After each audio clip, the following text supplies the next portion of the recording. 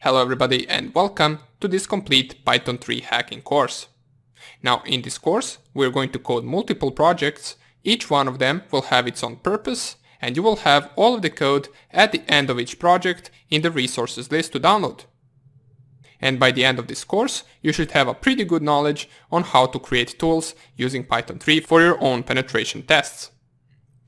So as I mentioned, this will gather different tools from different fields, such as for example port scanners, backdoors, email scrapers, vulnerability scanners, and many more. I'm going to code as we go and explain everything line by line, so you should have no problem understanding the code.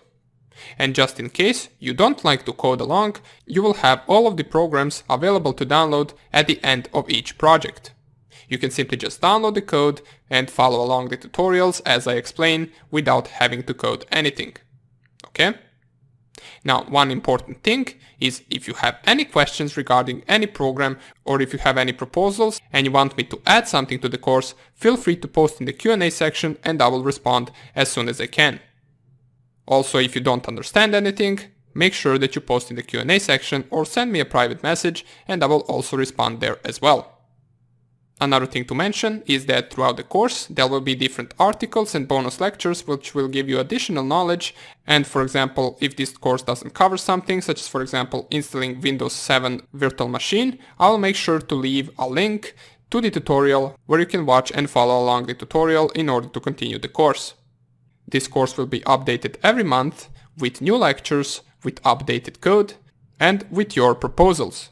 If you tell me for example you want to see an updated keylogger, I will make sure that I create it and put it inside of a course. Now in this course we are going to use Kali Linux as a virtual machine, and don't worry, I will lead you through the steps of installation in the introductory part of the course. In case you're an advanced ethical hacker, feel free to skip the introductory part and get straight into the coding lessons.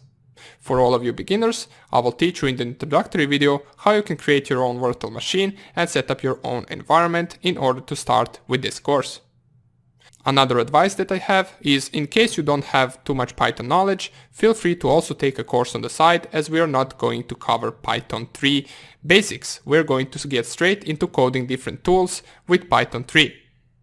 Now, even though I'm going to explain some of the basics throughout our code, it would still be best for you if you would take a Python 3 separate course, and I will also have some of my recommendations for Python 3 courses in the resources of this lecture. So without further ado, thank you for enrolling, and let's not make this any longer and let's get straight into the course. Hello everyone and welcome to the trailer of our course.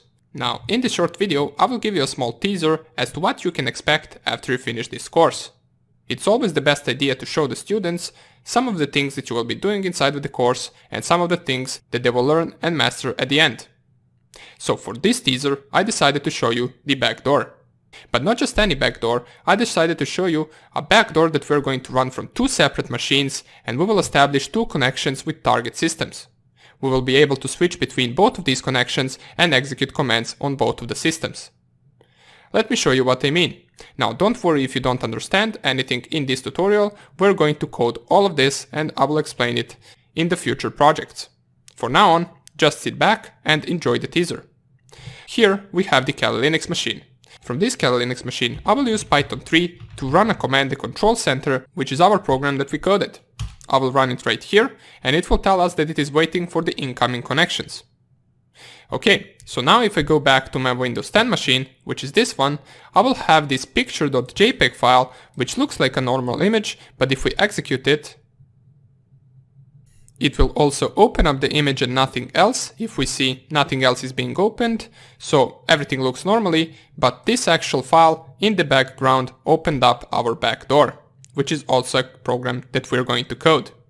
If you go to Kali Linux, in just a few seconds, we should see the connection from our Windows 10 machine. While it is connecting to our command and control center, oh, here it is. So we got the connection from 192.168.1.2, which is the IP address of my Windows 10. Let's also run the same file from my Windows 10 virtual machine. If I go right here, double click on picture.jpg, click on run, it will open up an image and nothing else, but it will also run in the background our backdoor. Let's go to our Kali Linux and see whether we received the connection. And here it is. Here is the connection from the Windows 7 machine. So now we got two targets connected to our command and control center. We can check all the sessions that we have by typing targets command. It will print us session 0 with this IP address and session 1 with this IP address right here. In order to access any of these sessions, we can simply just specify session 1, which is our Windows 7 machine, and type whoami and execute all of the commands such as ipconfig, such as dir, in order to check all the contents in that specific directory. So here it is. If we want to, we can also set this session to the background and clear the screen, and we can enter session 0, which is Windows 10 machine. If I type whoami inside of a Windows 10 machine, I will see a different response than to Windows 7, which means we are on a different target. If I type ipconfig, you will see a different IP address, as well as dir will give you a different output for that specific directory. Okay? We can use the clear command inside of a shell in order to clear the screen in case we have multiple commands. If I type the help command inside of a shell function, it will give us all the available things that we can do with our target. We can change the directories using cd command, we can upload files, download files, we can start our keylogger using the keylog start. So let's give it a try. Let's start our keylogger. Let's type keylog_start. It will give us a message that the keylogger has been started. So let's open up Notepad and start typing something inside of our Windows 10 Notepad. So if I type how is your day? ? Can you see this message? And we go back to our Kali Linux machine and we take a look at the help command. Keylog_dump will print the keystrokes the target inputted. So let's try it out. Keylog_dump. Press enter, and here we get Notepad, how is your day? ? Can you see this message? Another question mark. We can also stop the keylogger by typing keylog_stop, which will stop and self-destruct the keylogger file, as it says right here. If we want, we can also create the persistence, which will allow us to start our backdoor every time that the target restarts their machine. So they only need to start it the first time, and every other time our backdoor will start on its own. And another interesting command that we can do, which is not specified right here, is the screenshot command. So if I type screenshot, and before I press enter, let me lower this so we can see everything. If I type screenshot and press enter, in just a few seconds, we should have a screenshot of the target's desktop saved on our Kali Linux machine. So let's see whether we saved it correctly. If we go to the file, here is the screenshot, saved under the name screenshot0. And here it is. It is the exact same image that we saw before we pressed enter on the screenshot command, so we successfully have the screenshot option in order to capture the target's desktop. And that is just some of the options that our backdoor can do. And this backdoor is just one of the programs that we're going to code throughout this course. So this is just a small teaser. I showed you what we are going to do. This is only a small portion of it, or just a small portion of what our backdoor can do. And we're going to see how we can code all of this inside of the future projects. So thank you for watching, and I will see you in the future lectures. Bye! Welcome everybody to the first lecture of our introductory section of our Python hacking course. So in this tutorial, I'm going to show you where you can find and how you can download and install the VirtualBox software that we're going to need in order to create our virtual machines. Okay, now it is rather easy to install this software, and as its name says, we're going to need it in order to host the Kali Linux machine in which we're going to write our Python code. So let's get straight into how to download it. So all you need to do is go to your Google Chrome or Firefox, whichever search engine you're using, and navigate to the link virtualbox.org. Once you visit this link, it will lead you to this page where it would tell you to download VirtualBox 6.1. Now it doesn't really matter which version you are going to download, they're rather all the same, so you can simply just click on the newest one, which in my case at the moment is 6.1, click on download, and it will lead you to this page where it will ask you for which type of host you want to download the VirtualBox. And right here under the VirtualBox platform packages, you can choose Windows hosts, OS X hosts, Linux distributions, and Solaris hosts. Since I'm running Windows 10 environment on my main PC, I'm going to navigate to the Windows hosts, and just like that, it should start downloading the VirtualBox installer file onto my machine. As we can see right here, it is not that large of a file, it is 108 megabytes large, so as soon as it downloads, you can simply just run it and install VirtualBox. The process of installation of VirtualBox is rather easy, but I'm still going to guide you through the steps as to how to install VirtualBox. So as we can see right here, there's not much time left. Okay, so here it is. Let's open this up. Show in folder. I will paste it onto my desktop right here. And all you need to do is run the file. We get a pop-up window which says preparing to install. And here is the welcome window to the VirtualBox. We want to click next right here. Next here as well. And under the custom setup, you can choose which options you want to leave unchecked and which options you want to uncheck. So for example, I will leave all 4 checked as I do want start menu entries and I also want shortcut on my desktop. So I'm just going to click on next right here. And this is a warning that usually comes up once you install VirtualBox, which tells you that during the installation of VirtualBox you might actually temporarily disconnect from the internet.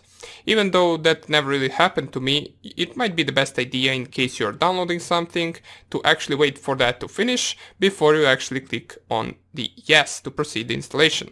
Since I am not doing anything at the moment, I am simply just going to click here yes and click here on install.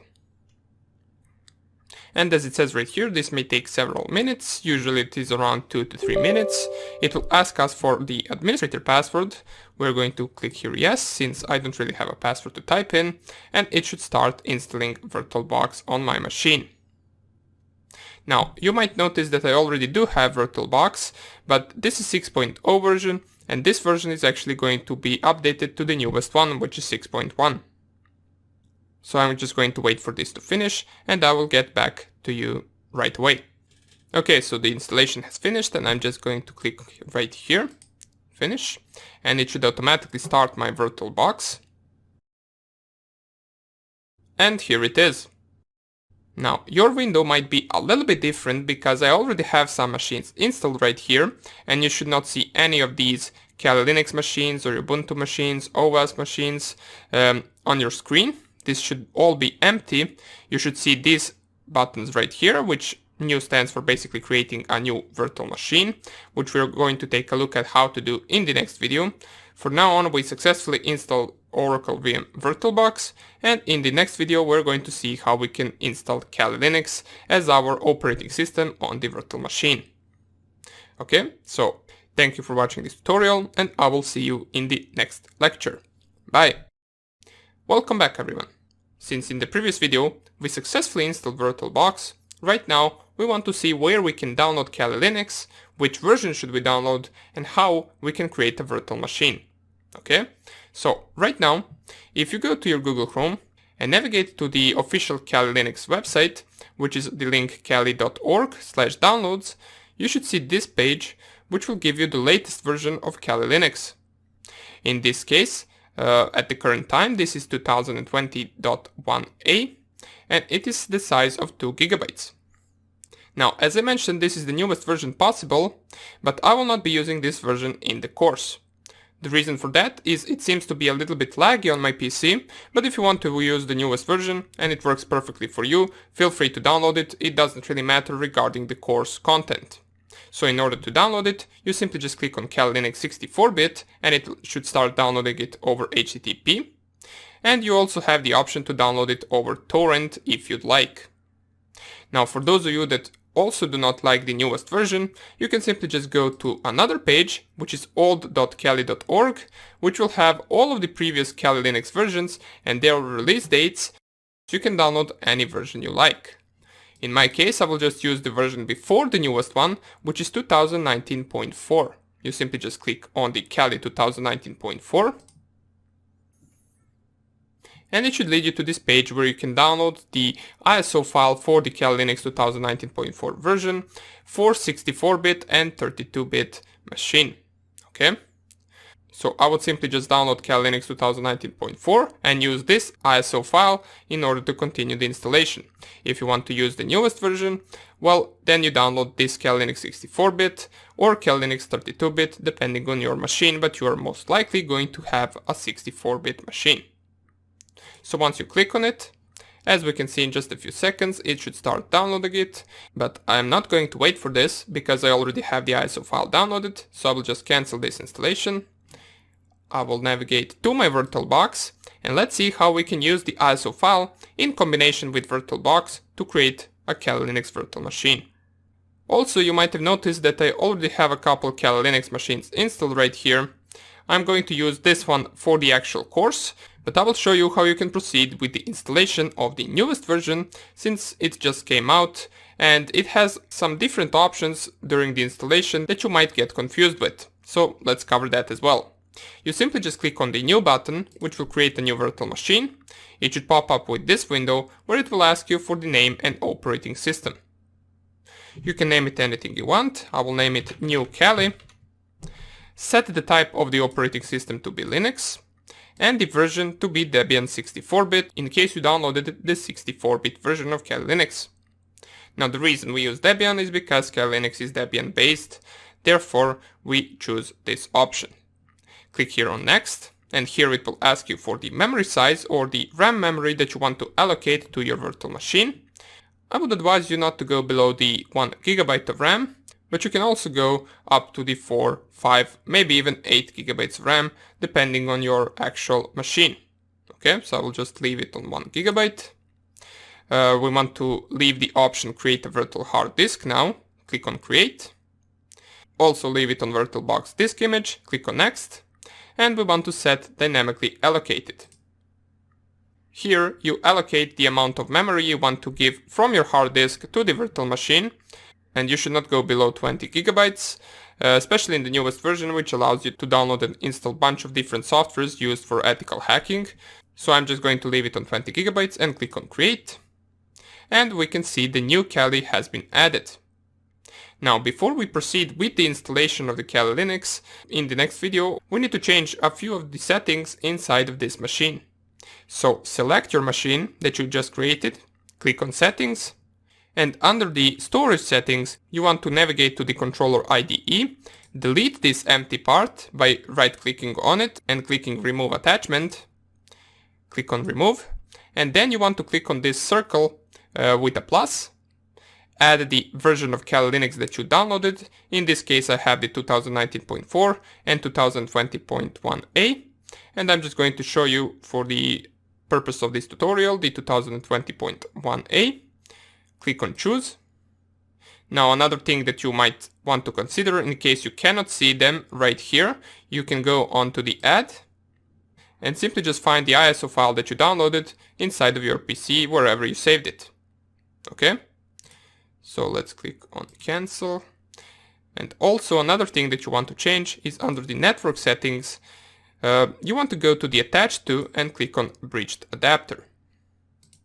Also make sure that you leave it on the Ethernet cable connection, since wireless adapters know to actually present problem inside of a Kali Linux and most of them aren't even supported. Therefore, you might actually have problem connected to the internet if you connect over wireless adapter. That's why it is always the best idea to use Ethernet cable. Okay, so once you finish all of that, click on OK, and your new Kali Linux machine is ready for the installation. So we're going to continue with that in the next video. We're going to pass through all of the steps, and then we are ready to jump into the coding sections of this course. Now keep in mind that even after the installation, there are a few things that you should do with Kali Linux. I will make sure to leave all of the links below so we don't waste time explaining the Kali Linux and explaining the command line, and instead we can just focus on the coding parts of the course. Okay, so thank you for watching this tutorial and I will see you in the next lecture. Bye! Welcome back! In this tutorial we're going to continue with the installation of Kali Linux. So we successfully managed to set up all of the options inside of our VirtualBox, and right now we are ready to start our machine and install the operating system.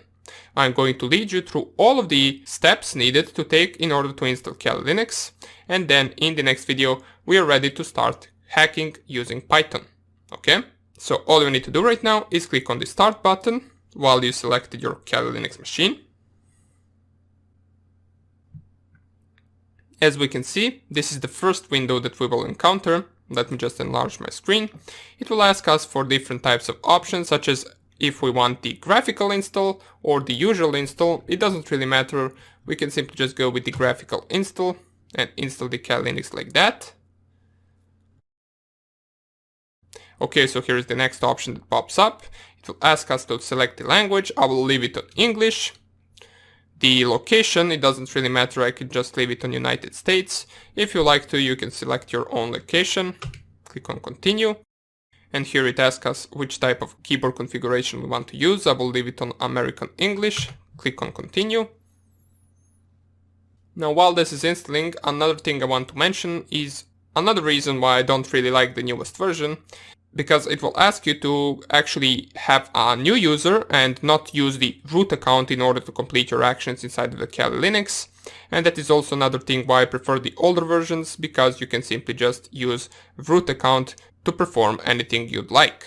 Now keep in mind that using root account can cause some security breaches, but since we're using a virtual machine, this is just for the learning purposes, it doesn't really matter. That's why I chose the 2019.4 version of Kali Linux, which I find better and more suitable for this course.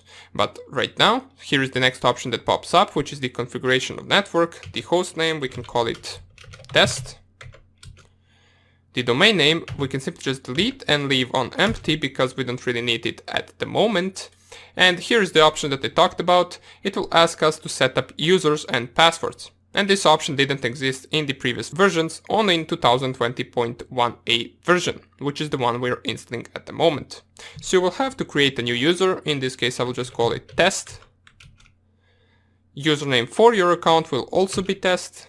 And here we choose a password for the new user. Here you can type any password you like. I'm going to type test 1234 and also test 1234 and click on continue. Configuring the clock, I will select Eastern.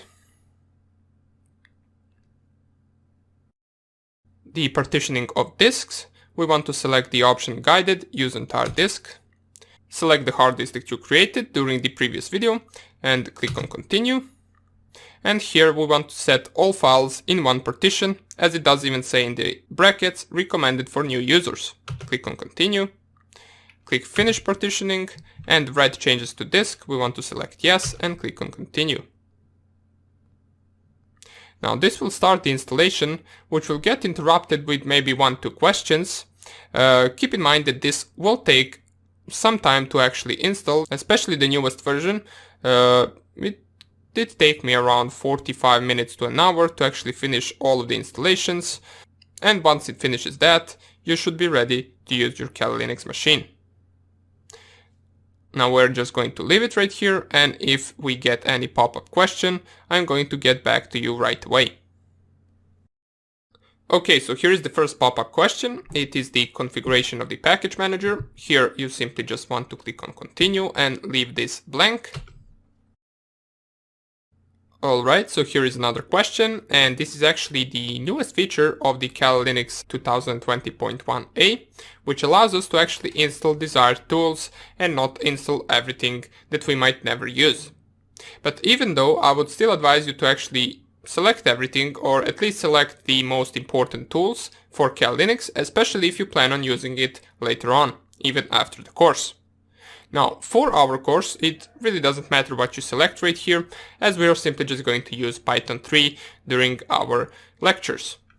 So right here, you can use spacebar to select different things, such as Kali desktop environment. You can select everything if you want. It doesn't really matter, just once you select everything that you need, you can click on continue. And this installation right here will take some time. There will be another pop-up question which will ask you something along the lines whether you want to install the grub bootloader to the master boot record, where you want to select yes. And after that, I believe there will be no more pop-ups and you should have the installation complete and your Kali Linux will be ready to use. So that would be about it for this installation tutorial. I will leave some links in the resources of the lecture where you can get familiar with the Kali Linux a little bit more, and where you can perform top 10 things that everyone should do after installing Kali Linux.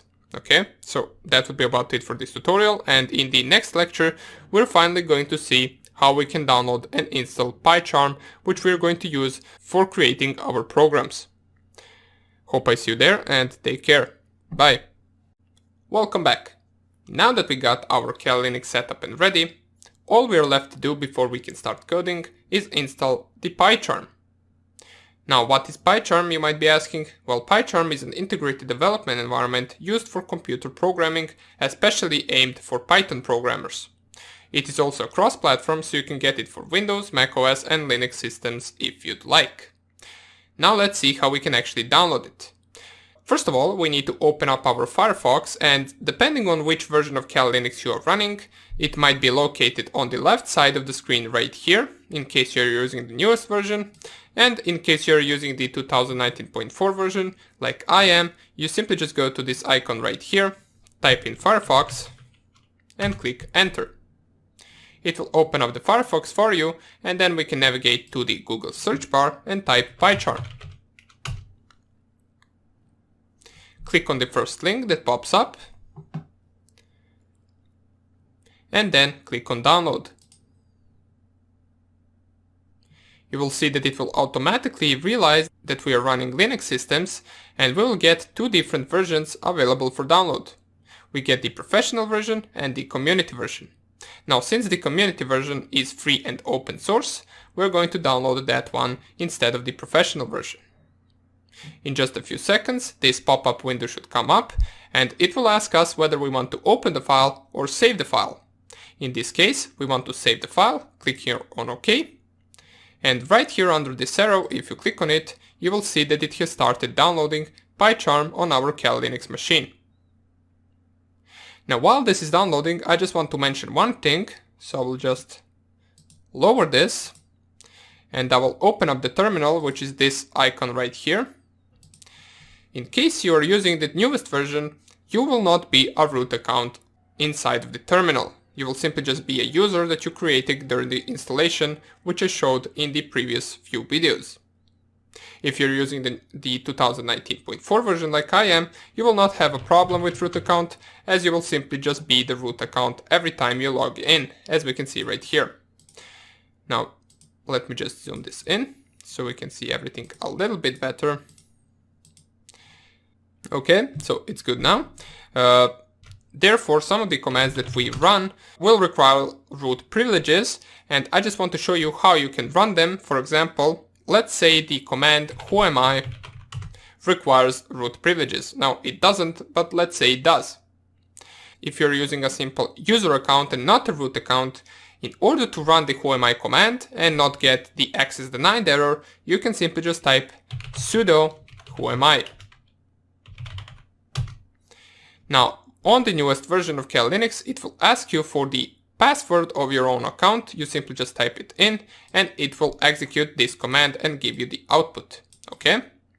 So I just wanted to mention that in case you run into some errors where you require root privileges in order to run. And now let's see if our download has finished. We have 73 more megabytes left, so I'm just going to wait for this to finish, and then we will proceed with the installation. Okay, so it has finished. We want to click on this icon right here, which will open up the folder where our PyCharm is located. We can close the Firefox as we'll no longer need it. And right here we can see that the PyCharm is located in the /root/downloads directory. Now on the new Kali Linux, it might be the name of your account and then /downloads. So let's navigate inside of our terminal to that directory, /root/downloads. Type ls, and we can see PyCharm is right here. Now you might notice that it has the extension of .tar.gz, which simply just means that this is a packed file and we have to unpack it before we actually run anything from it.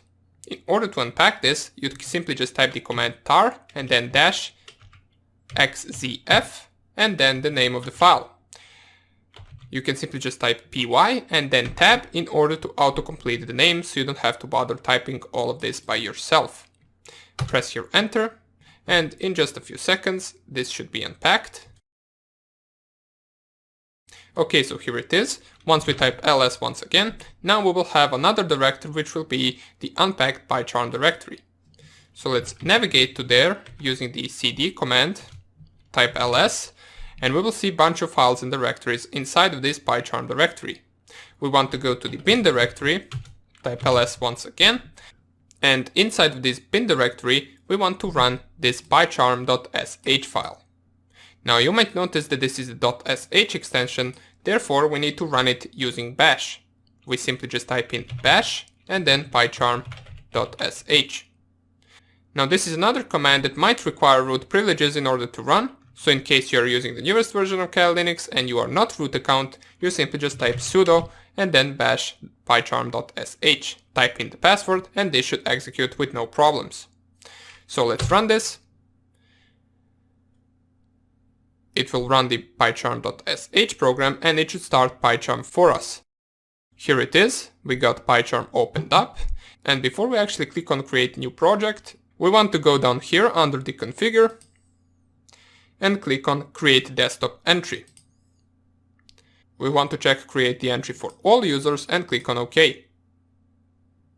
Once we do that, we can simply just click on create new project, call it test, since this is the test project and we're not going to code anything inside of this project, and it should load up this window right here. It will create the virtual environment for you. It will give you some tips for the programming and also for the PyCharm, which we are not really interested in. And when everything is done and everything is loaded up, we should be ready to code. So let's click on close right here. Let's enlarge this. So this is how PyCharm looks like. Now in order to create a file and start coding, you can go to the test, right click on it, click on new and then Python file. Let's call it test.py, and it will let you code Python program right here. So you can simply just type print hello world and then go under run the program, run the test, and here it is, the output which says hello world. Now if you install PyCharm for the first time, these letters right here might be too small for you. Let's see how we can increase the font of these letters. So you can go on to the file, go to the settings. Under the settings you want to go to the editor, click on font, and under the font you can change whichever font you like. So let's say 22, click on OK, and the letters are now larger. So now that we got the PyCharm ready, in the next section we're going to start off with our first project, which is going to be a port scanner in Python 3. Okay, so that will be about it for this tutorial. Thank you for watching, and let's get straight into the hacking in the next section. Take care, bye! Hello everybody and welcome to our first project where we're going to code our own port scanner using Python 3. So in the previous section we introduced ourselves to Kali Linux, we installed PyCharm, and now we are ready to start writing our code. Before we start, let's first explain what is the purpose of a port scanner, what it will do, and how are we going to create it. Well, first of all, a port scanner is a program that allows you to scan target machine and discover whether it has some open or closed ports. For example, we all know that the port 80 is used in order to serve HTTP and in order to serve a website page. Now, how would you actually discover whether port 80 is open without visiting that page? Well, using our port scanner, we can see whether we can connect to that port 80 or whether we cannot. If we can connect, that means that the port is open and it is most likely hosting a web page there. And if we cannot connect, that means that the port is closed. Simple as that. So that will be the baseline and the base part of our program. Now let's open a new project, and to do that we can go right here onto file and then new project. Here we can call it port scanner. Click on create. It will ask you whether you want to open the new project in this window or in another window. I will simply just select this window right here. It will create the virtual environment for this project, and then we can start coding. Now, here it is, the port scanner. We will click on New, and then Python file, and we will call it portscanner.py. Okay, Python file, we created it. Let me just enlarge a little bit more the font size. So once again to the editor, font, and right here let's go 24, apply, and now we are ready to go. Now for this project we're going to need two different Python libraries. We're going to need to import the socket library, and we're also going to need to import a library called IPY. And we're going to import it like this, from IPY, import IP. Now right away, you might notice that the IPY and IP are both red underlined. This means that the PyCharm cannot recognize this library and cannot find it. So before we actually start using it, we need to download it first. Now there are a few ways that we can actually download it. You can download it using a regular terminal, which we are going to do as a first try right here. So I will just put it like this so we can see everything. Now in order to install a desired library using the terminal, you have to use a command called pip3 install. Now pip3 is a part of Python 3, and it is used to actually install Python 3 libraries that are missing and that you need in order to run your program. Okay, now if you're using a new Kali Linux, you most likely won't have pip3 installed, and in order to install it, you simply just type apt install python3-pip. Press your enter and it will install it for you. For me, it is already been installed, so we can continue right away. Let me clear the screen, enlarge this a little bit, just in case you cannot see what I'm typing. And let's get the library that we're missing. So pip3 install IPY. Press your enter. And it will say requirement already satisfied. Now this might seem confusing because 2 minutes ago I just told you that we are missing this library, that we cannot find it. And here inside of a terminal it says that the requirement has already been satisfied and that we already have this library at this location. Well, that is another part of the PyCharm that you need to understand. PyCharm simply creates a virtual environment every time you create a new project. That means that the library that you have installed inside of your Kali Linux doesn't necessarily have to be installed inside of your PyCharm program. Therefore, this IPY library has not been installed inside of this virtual environment.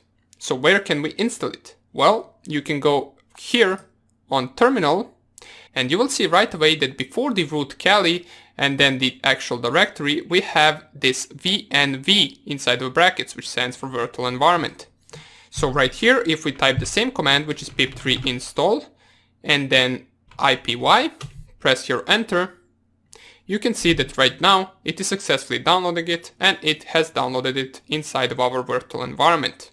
Right now, if we lower this, go right here, you can see that this is no longer red underlined, and now we have both of our libraries ready to use. So I just wanted to show you that because it is really important, and we will be switching between libraries throughout the entire course, so it is important for you to understand the meaning of a virtual environment. Therefore, once you next time try to install a desired library that is missing from PyCharm, don't use Kali Linux terminal like this. You simply just go down here, and inside of this PyCharm project you can install the desired library inside of the virtual environment. So now that we imported the desired libraries, in the next video we can start finally coding our port scanner. See you there. Bye. Welcome back everybody. Let's continue with our port scanner. So what we did by now is we imported two libraries that we need in order for our program to work. Let's get straight into coding the main program. Okay, so first thing, let's think about it, what we need to logically do in order to discover whether a port is open or closed. Well, we need to establish a connection with the target machine, and then we need to try to connect to the specific port. If we manage to connect, the port is open. If we don't manage to connect, the port is closed. Now there is another thing that can happen, and that is that the port is filtered, but we are not going to cover that at the moment. So first of all, let's see how we can establish the connection. Here is where we use the socket library. Socket library allows us to establish the connection over internet. So how can we do that? Well, it's rather easy, and it's something that we will use throughout this course a lot. It's a same scheme of few different lines of code that will allow us to connect to the target machine. So in the first line, we will define a socket descriptor. We do that by specifying the name and then equals socket.socket. Just like this, we define the socket descriptor, and you can name this anything you want. It doesn't have to be named sock, it can be named S, but for the purpose of this tutorial, we're going to leave it on sock. As soon as we do that, we can try to connect to the target machine. So sock.connect.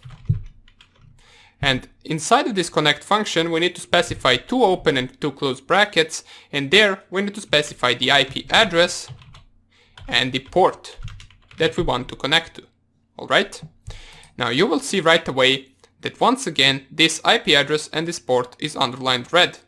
That means that this is not defined. So we need to define what IP address is and what port is.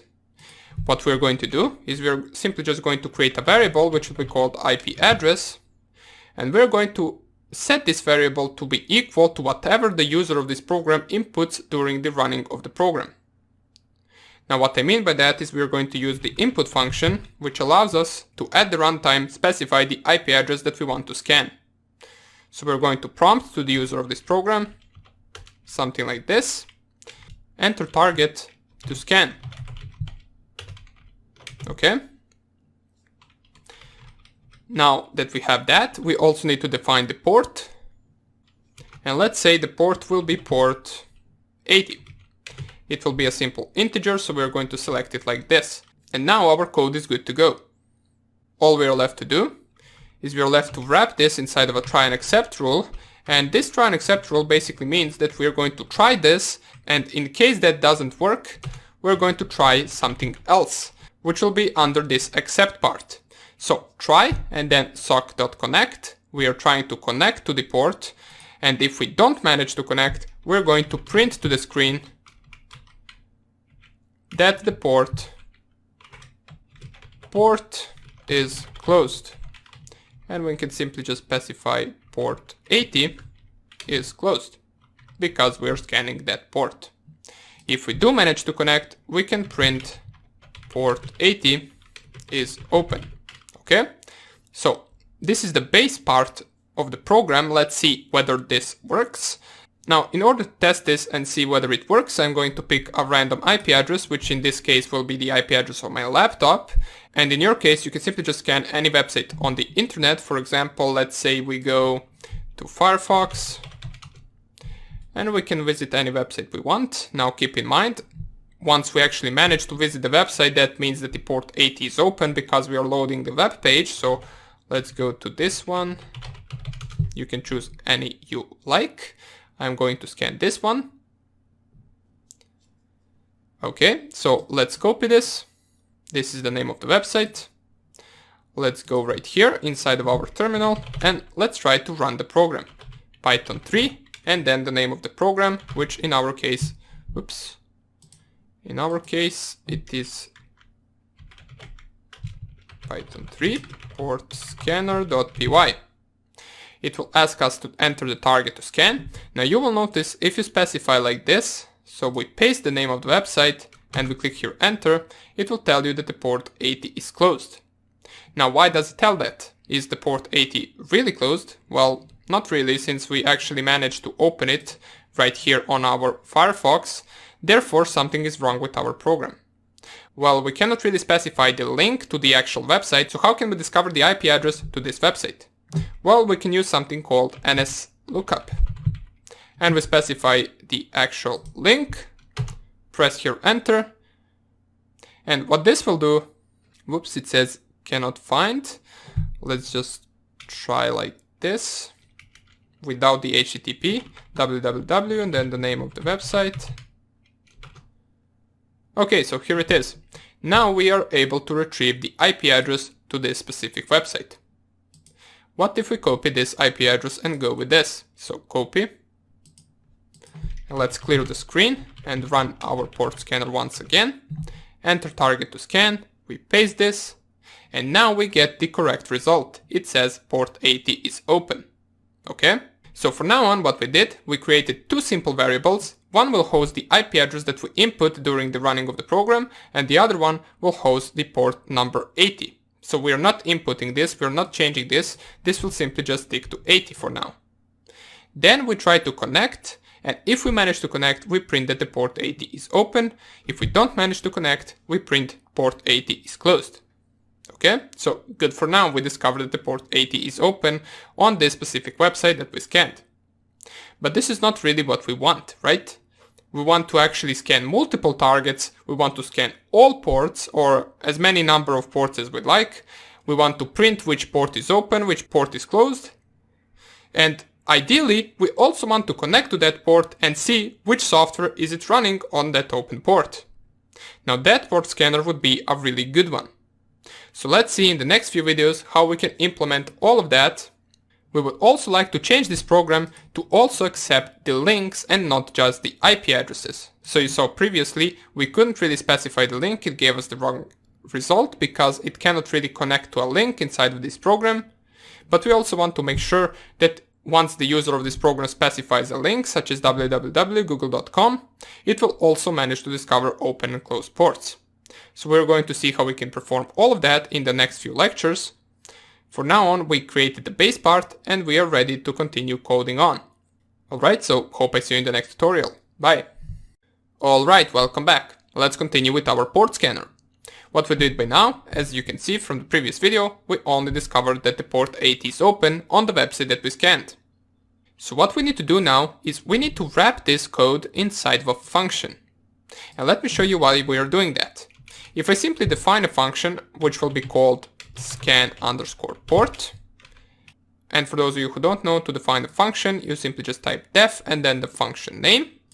This function will take two parameters, which will be the IP address, which we defined at the beginning of the program, and it will also be the port. Okay, we specify two dots, and now we need to tab all of this code in so it can belong to the function that we created. Okay, so here it is. What this function will do is it will scan the port and it will define whether it is open or closed. Now, another thing that we want to do is we don't really want the port to be already predetermined. For example, let's say that the user of this program wants to scan port 22, which is the SSH port. Well, we want to allow them to actually do that, so we need to remove this port equals 80. And also from these comments right here, we want to type port, and then we're going to type it like this, plus string from the port. And the reason why we're using the string function onto this port variable is because the port variable will hold an integer value. Therefore, once we actually try to print it, we will get an error if we try to print an integer value. So we need to convert it first to string using this str function, and then we can print this. So for example, if the port is number 23, this will print port 23 is open. We also need to do the same right here. String from port. Okay, so port 23 is closed. And now let's test our function, but let's add a little bit of a twist to it. So what we want to do is we want to scan first 10 ports on our website. Alright, so how can we do that? Well, we don't have a port specified at all, so we need to iterate over numbers 1 through 10 and then specify for each number that the port is equal that exact number. Let me show you what I mean. So right here, if I go all the way down and below the function, I specify for port in range 1 through 10, I want to perform a function scan underscore port on the IP address with the port number. So what this will do is it will go for port in range from 1 to 10. So first of all, port would be number 1. We want to scan the IP address with the port equal to 1. Then it will perform this task right here. Then it will go back, change the port variable to be equal to 2, and then it will perform the same task just with the port number equal to 2. Also what we want to do is we want to copy this. Copy, then we can delete it, and we can paste it below the function right here. Okay, now let's see whether this works. So once again, for this, feel free to scan any website you want. I will simply just go with the same website that we used in the previous video.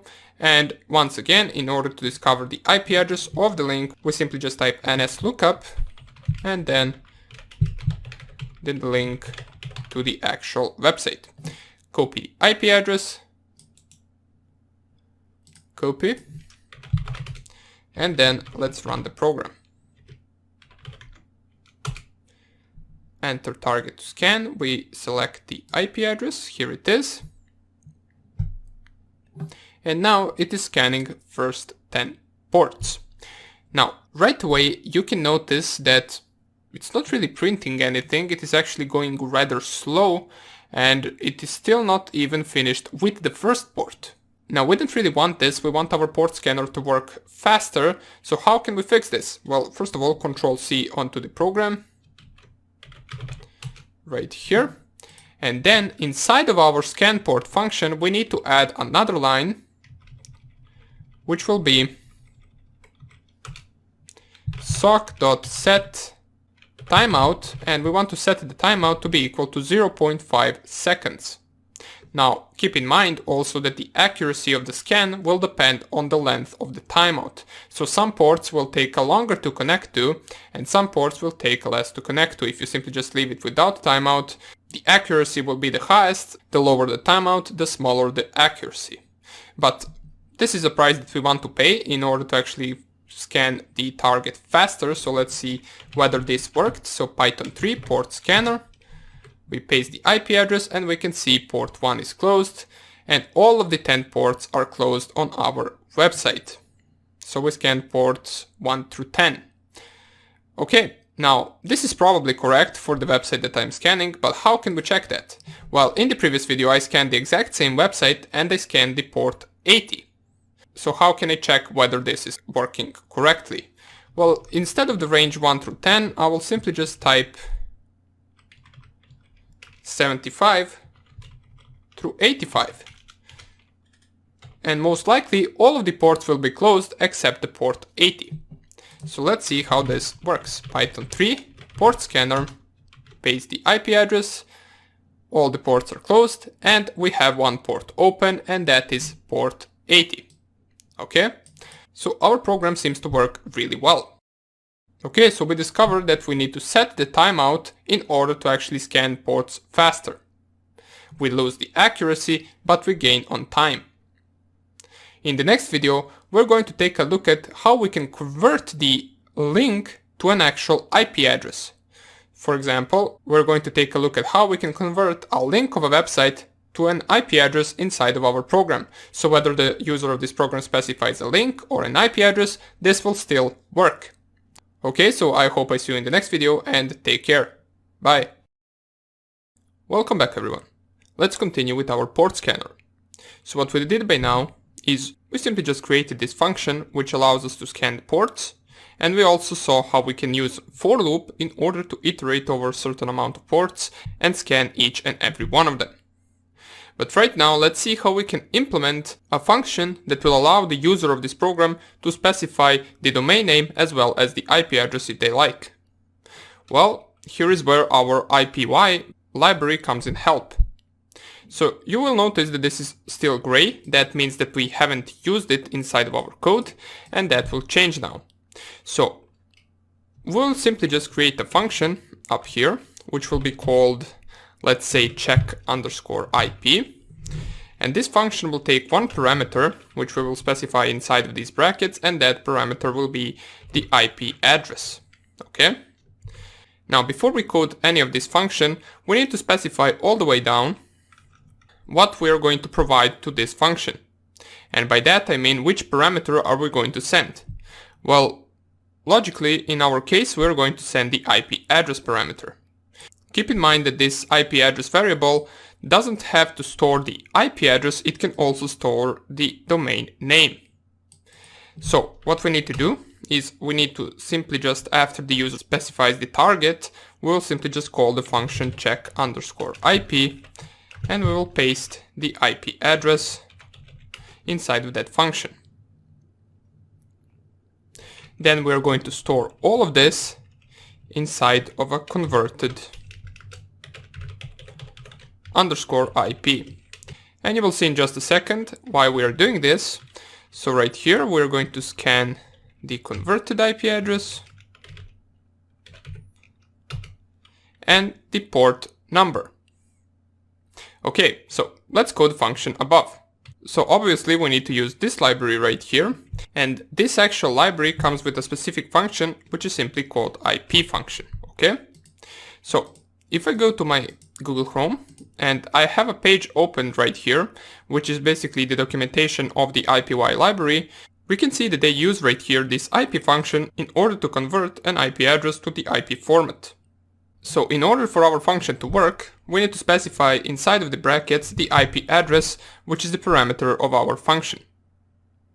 If it manages to convert the IP address, that means that this worked successfully and that the user actually specified the actual IP address to the target. If it gets a value error, that means that the user specified the domain name. So let's write that right here, and in case you don't understand, we're going to test this, so don't worry. We're going to try to convert the IP address, and if it manages, we're going to return simply what we sent to the function, which is the IP. And in case it doesn't work, we are going to get the value error, which means that the user most likely specified the domain name. And therefore we're going to return a function which belongs to the socket library, which allows us to convert the actual host name to the IP address. So all we need to do is specify that function and call it upon our IP address, and we can do that by simply specifying return socket.getHostByName. And here we specify the host name, or in our case the IP, which we pasted to our function. Okay, so this is our entire function. Now let's see inside of a terminal,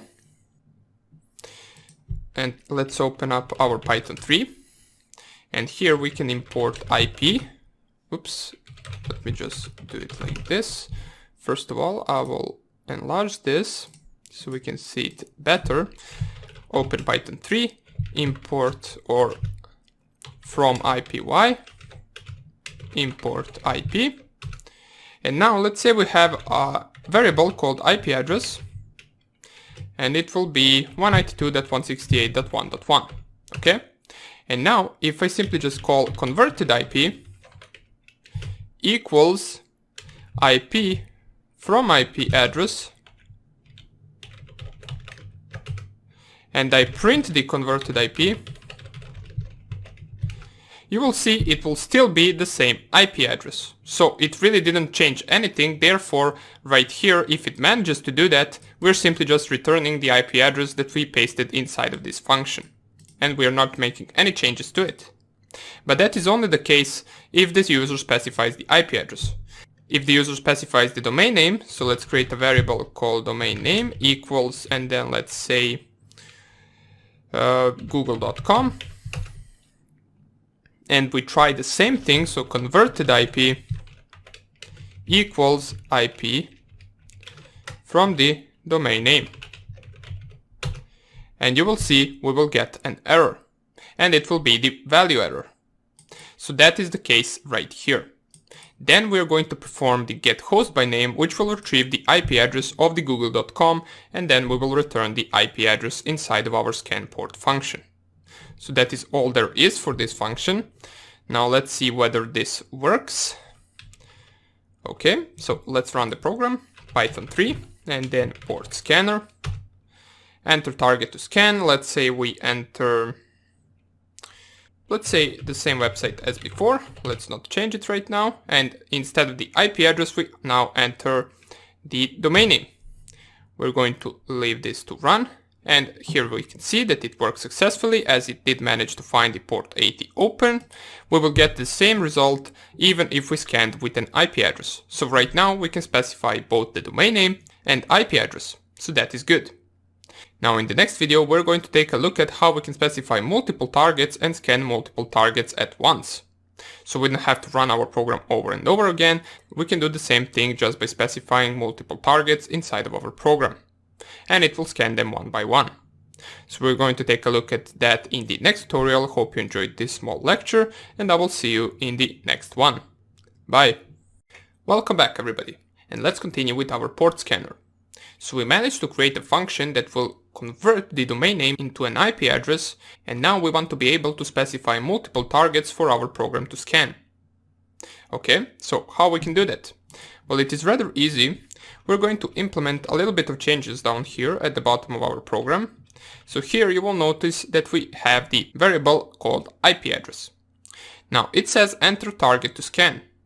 Well, we can simply just do something like this and specify to the user of this program that they can also enter multiple targets by typing target/s.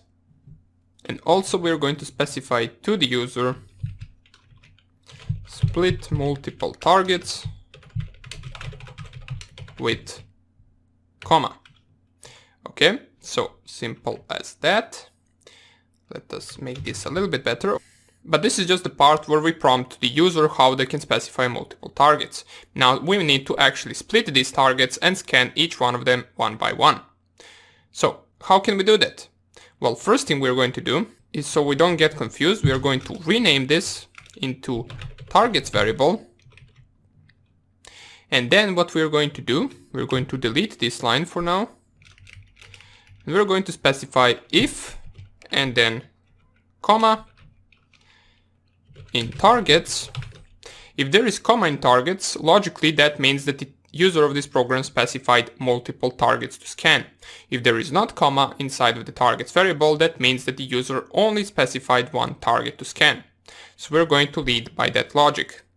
So if comma is in targets, then for IP address, and we're going to call it simply just IP_add in targets, and we're going to call the function called split.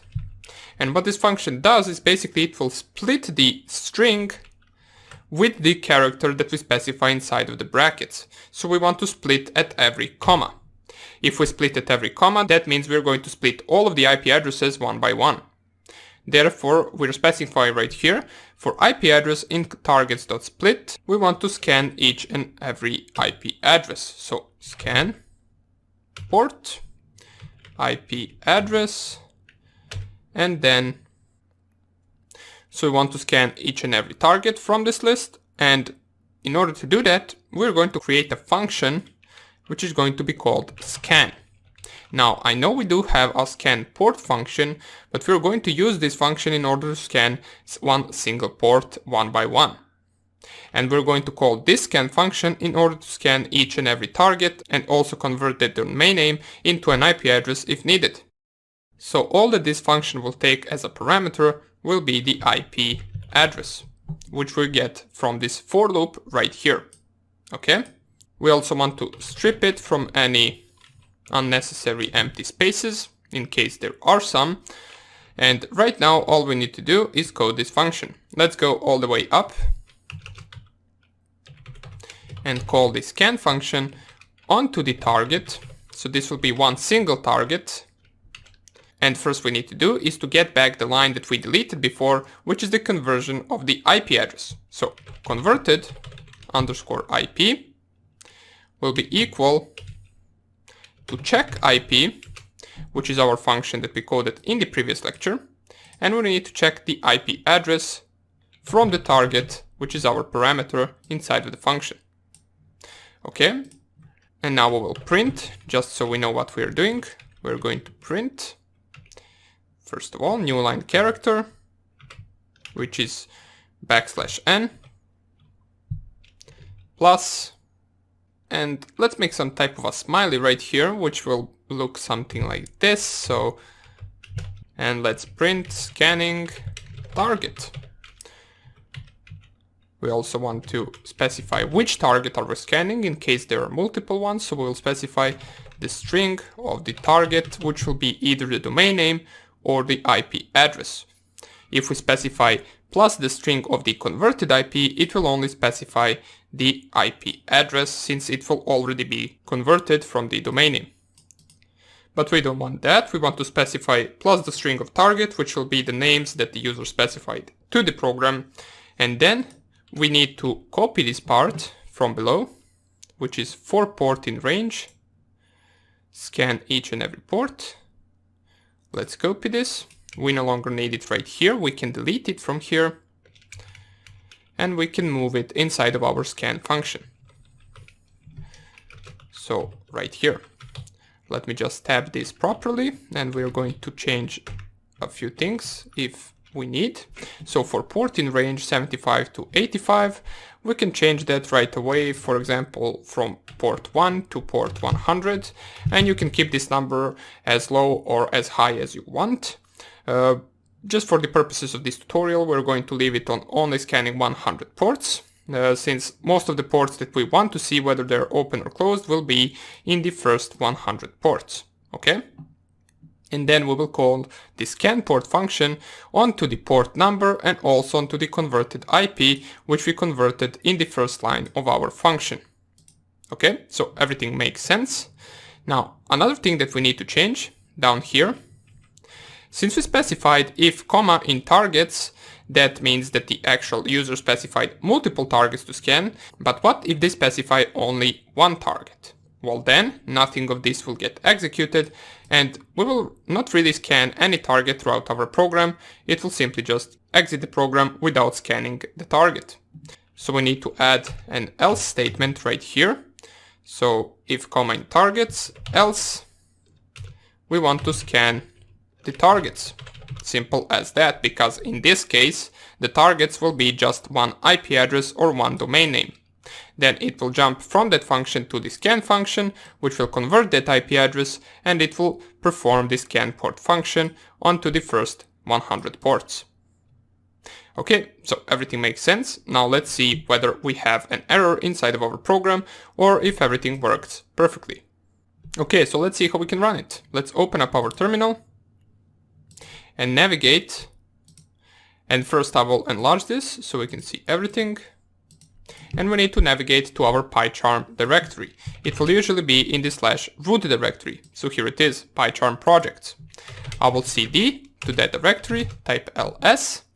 We have the test directory which we created once we installed the PyCharm, and we have our port scanner directory, or our port scanner project. So let's change the directory to the port scanner, type ls once again, and here is our port scanner.py. I will clear the screen and I will run the program. First of all, let's try it with one target. So let's switch it up a little bit. I will use my actual router IP address in order to perform the test of this program. So I will type 192.168.1.1. Press here enter, and you will see it will perform the scan really fast because my router is close to me. Therefore, we can see most of the ports are closed. We have the port 22 open, port 23 open. Let's see which ones are also open. Port 53 open for the DNS and port 80 open. All the other ports are closed, okay? So right away, we can notice that this is not really that good to look at. We don't really want to print the closed ports as there is too much happening right here, especially if you scan more than 100 ports, it will be really hard to find all of the open ones. So let's see what we can do inside of our program in order to print only the open ports. Okay, so right here, whoops, need to go right here inside our code. And in the scan port function is our print statements for the port open and port closed. So what we can do is instead of printing port is closed, we can delete this.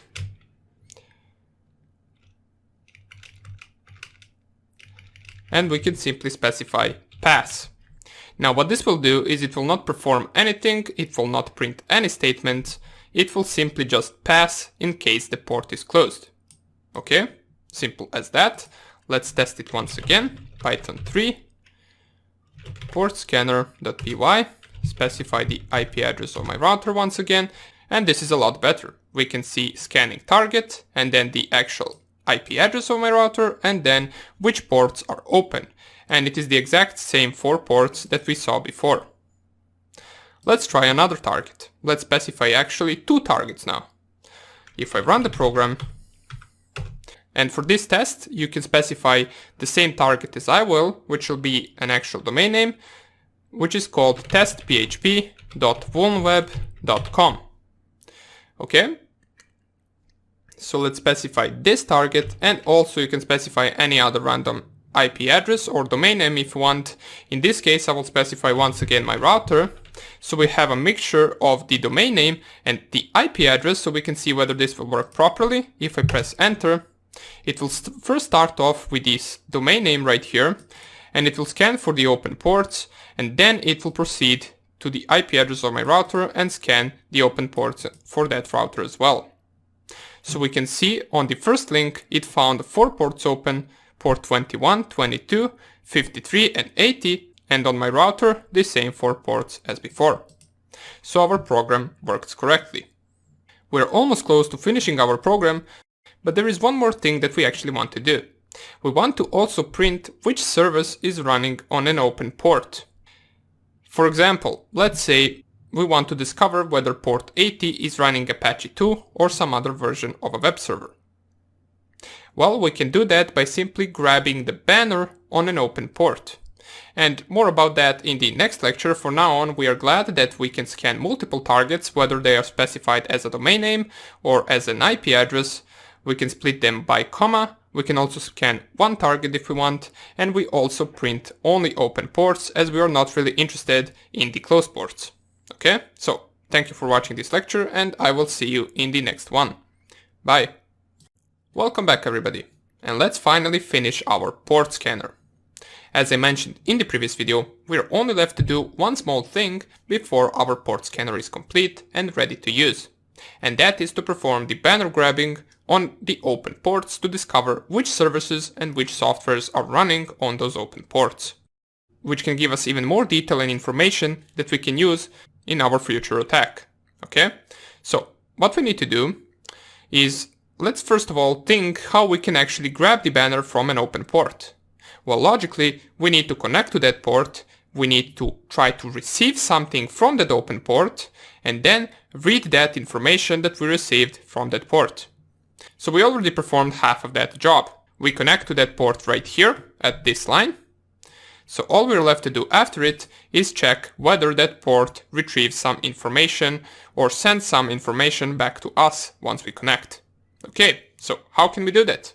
Well, right after the connect function, we can try to retrieve the information.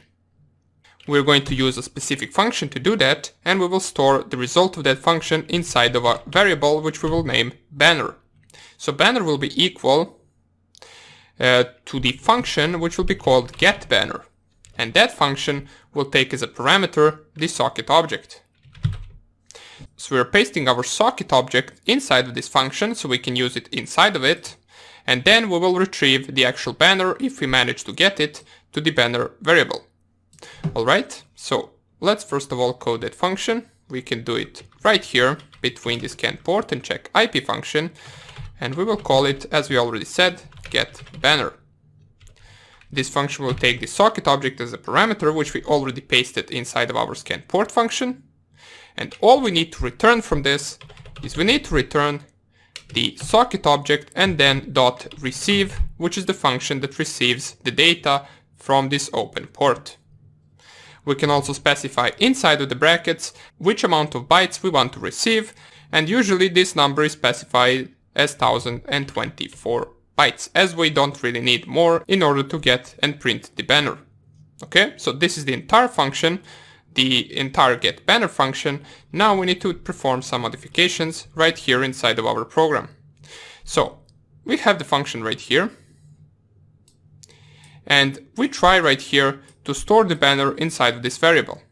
Okay, now if we do manage to store it, we're going to print port, and then the string of the port is open, But let's change it up so it looks a little bit better. So we're going to delete all of this and print the exact same thing just with the banner attached. So we're going to print something like this. Let's add the plus sign, which means that the port is open. So open port and then space. We will add the string of the port number that we're scanning. So plus the string of port. And then the next thing we want to do is plus, and we want to add the banner. Let's separate it with 2 dots and then add or concat the string from the banner to our open port number. So we are going to leave it like this. Let me just see. Another thing that we need to add is another except statement right here. So except in case we cannot get the banner, we're only going to print open port. And we're not going to print any type of banner as we didn't really manage to retrieve it. So open port plus the string of port. And that is all we need to do right here. Now let's see whether this will work. If we open the terminal right here, enlarge the letters so we can see everything, and navigate to PyCharm projects and then port scanner. Then we try to run the port scanner and specify the same 2 websites as in the previous video. So testphp.oneweb.com. Let's first of all try with this one. It will scan the target and we can see right here we do manage to retrieve some of the banners from 2 different open ports. So here it is, we got the banner for the open port 21, and now we know that the version of the software running on the open port 21, which is the FTP port, is ProFTPD 1.3.3e server. And what we can do with this information, we can simply just copy this, paste it inside of a Google, and see whether there is any type of exploit for this specific version of the FTP server. We can also perform the same thing for the SSH, which is on port 22. We see that the version is SSH 2.1, OpenSSH 5.3 P1 Debian Ubuntu. Then we can copy this and try to find it on Google and try to find some vulnerabilities for this version on Google. Simple as that. But let's make our actual output a little bit prettier. We don't really want it to print this B and then the apostrophe, and we also don't want it to print the /r or the \r\n, which simply just stand for the new line character.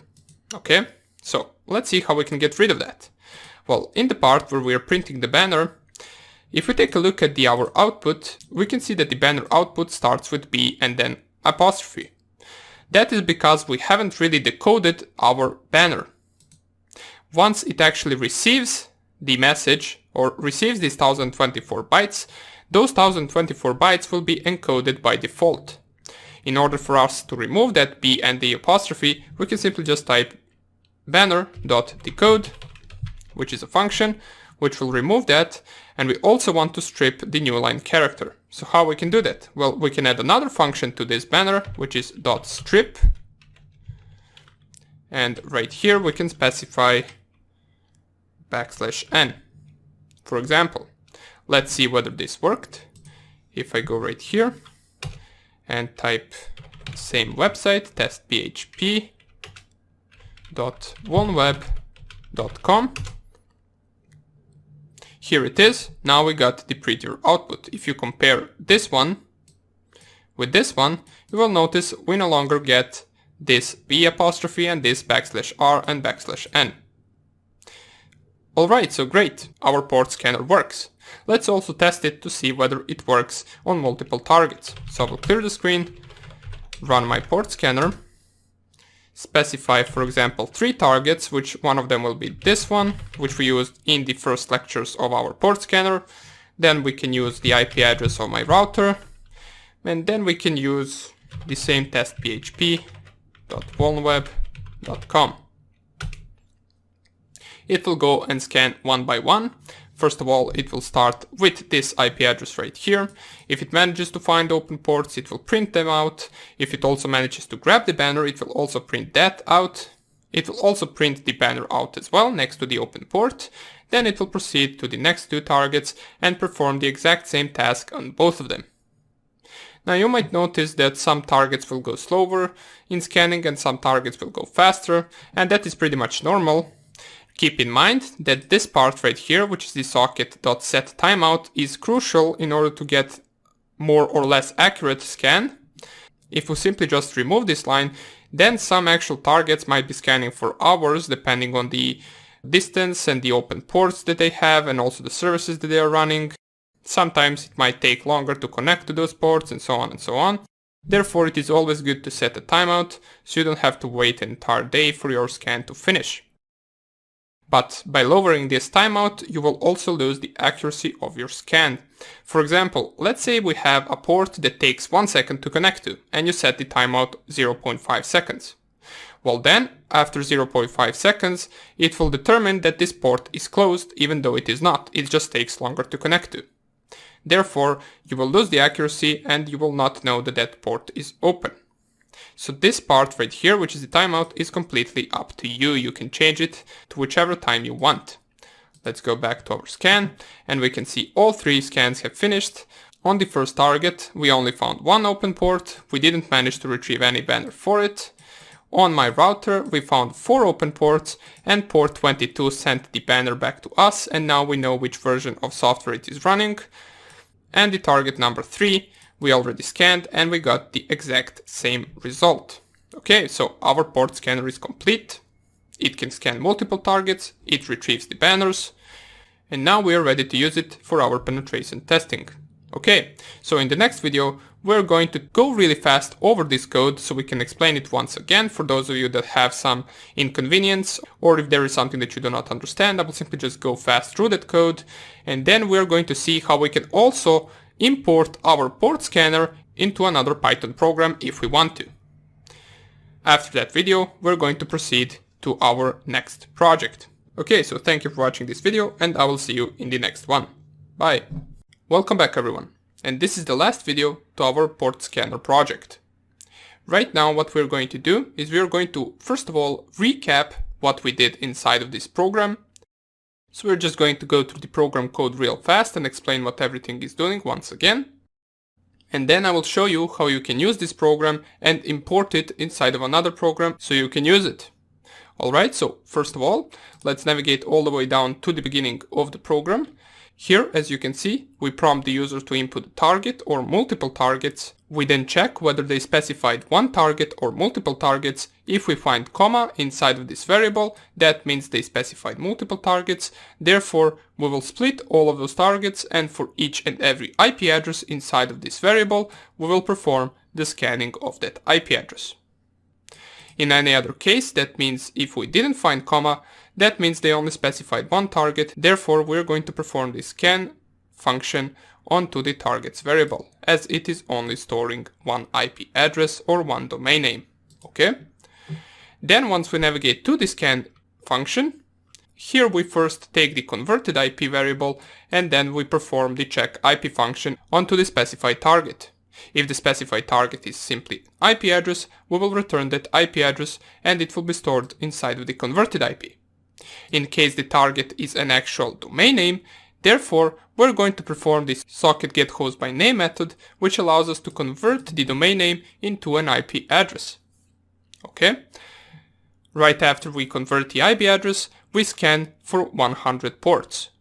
Now this number, keep in mind, can be changed. For example, you can scan for first 500 ports if you'd like. It doesn't have to be 100. This is a number that you can change. Now another thing that you might want to implement in this program if you want, is you can also prompt the user for how many ports they want to scan. How we would do that? Well, we will simply do that by specifying something like this. You go to the beginning of the program and there you can simply type port num. Let's say we call the variable like that, and then input, enter number of ports that you want to scan. Then the user would enter the number of ports. Oops, let's not leave this dude to be capital. Let's leave it like this. So enter number of ports that you want to scan. Then you would take this actual variable and you will also paste it into the scan function. Once you do that, if you go back to the scan function, right here, you would simply have something like port num as a parameter, and then you would have for port in range 1 through port num. So you wouldn't have 500, you would have something like port num. So simple as that. But we're not going to leave it like this, let's just leave it as the way it was before. This is just something that you can implement and leave it in the program if you want. In this case, we are not going to use that since it is not necessary. We simply just always want to scan for first 500 ports. So I will delete this. Also keep in mind, if you leave that option, you also need to specify the port number inside of this line right here and also inside of this line right here as a second parameter to the function. Okay? So once we get to this for loop, we scan for each and every port between the range of 1 and 500, and we do that by using the scan port function. So let's go to the scan port function, and this is the main part of the program. Here we create the socket object, we set the timeout so we don't actually waste too much of our time trying to figure out whether a port is closed or open. Keep in mind that the accuracy of the scan will depend on the amount of the timeout that you set. The lower the timeout, the lesser the accuracy, the higher the timeout, the bigger the accuracy. Okay, so then we perform the connect function onto the target IP address and the port number. Right after it, if we manage to connect, we will simply just try to get banner and figure out which software is the target running on that specific open port. If we don't manage to get the banner, we will simply just print open port without the banner, and if we do manage to get it, we will print open port, then the port number, and we will attach the banner right after the two dots. Okay? In any other case, if we don't manage to connect, we will simply just pass and not print anything because we are not really interested in printing which ports are closed. We're only interested in printing the open ports. Okay? So this is basically the whole idea of this port scanner project, and now let's see how we can actually use this program and import it into another program. Okay, so how can we do that? Well, first of all, what we need to do is we need to create another file. So I'm just going to go right click on the port scanner, then go to the new and then Python file, and let's call this file ipscan.py. It will automatically add it right here. So you will have two tabs, one for the port scanner and one for the IP scan. And now we want to import this program. Now, one thing before you actually do that is you need to make sure that both of these files are in the same directory. In my case, they are both in the port scanner project, therefore they are in the same directory, so I can proceed. Now, the next thing that we need to take a look at is the name of our port scanner, so it is named portscanner.py. Now, in order to actually import this file into another file in the same directory, we simply just type the command import and then the name of the program that we want to import. In our case, it is port scanner. So let's type it right here, port scanner, and you will see that PyCharm already recognizes it. Therefore, we successfully managed to import our port scanner program. Now, how can we perform the same task that we did right here, just without typing all of this code? Well, we can simply just call these functions from our second program and use them independently. Okay, so the use of this importing is basically if anyone else wants to use our port scanner, they can simply just import it and use the functions from that program into their own program.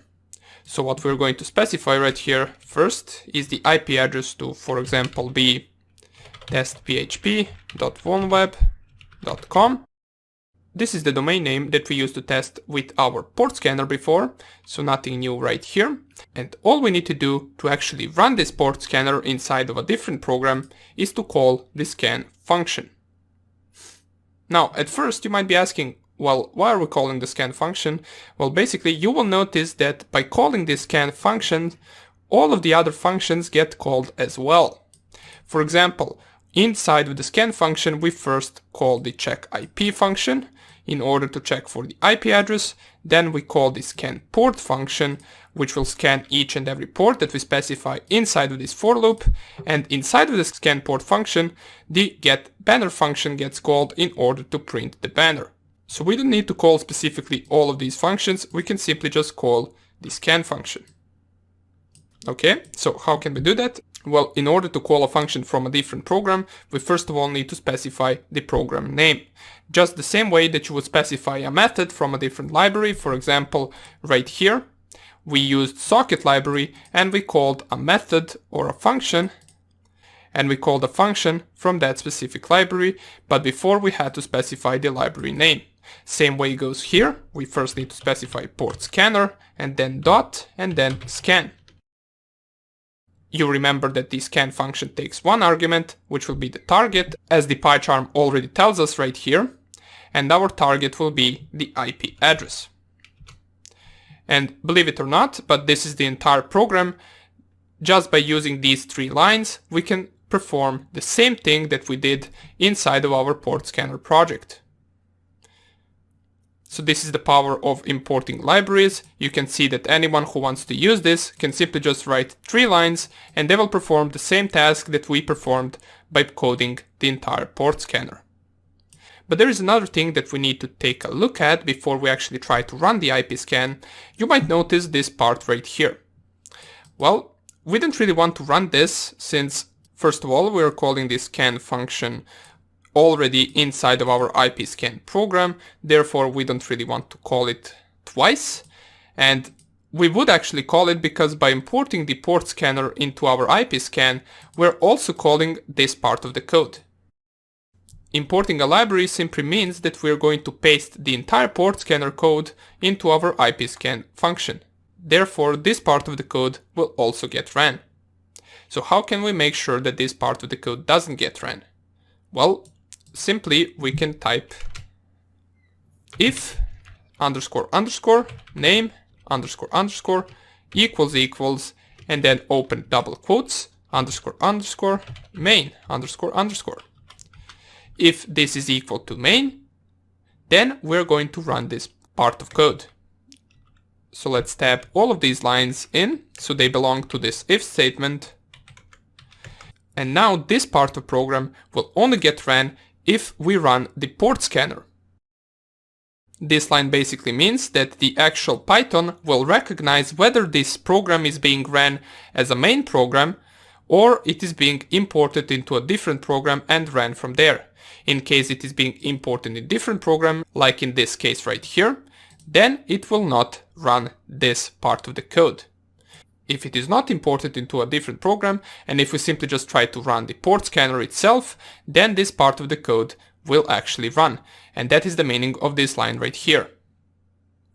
You can simply just remember this as, if this is the main program, then run this part of the code. Okay, so right now let's test our ipscan.py. Let's open the terminal and let's type python 3 ipscan.py. You can see it is scanning the target. It already found the 2 ports open, and it will scan for first 500 ports as we specified and change the number from 100 to 500. You can see we are also getting some banners from these open ports.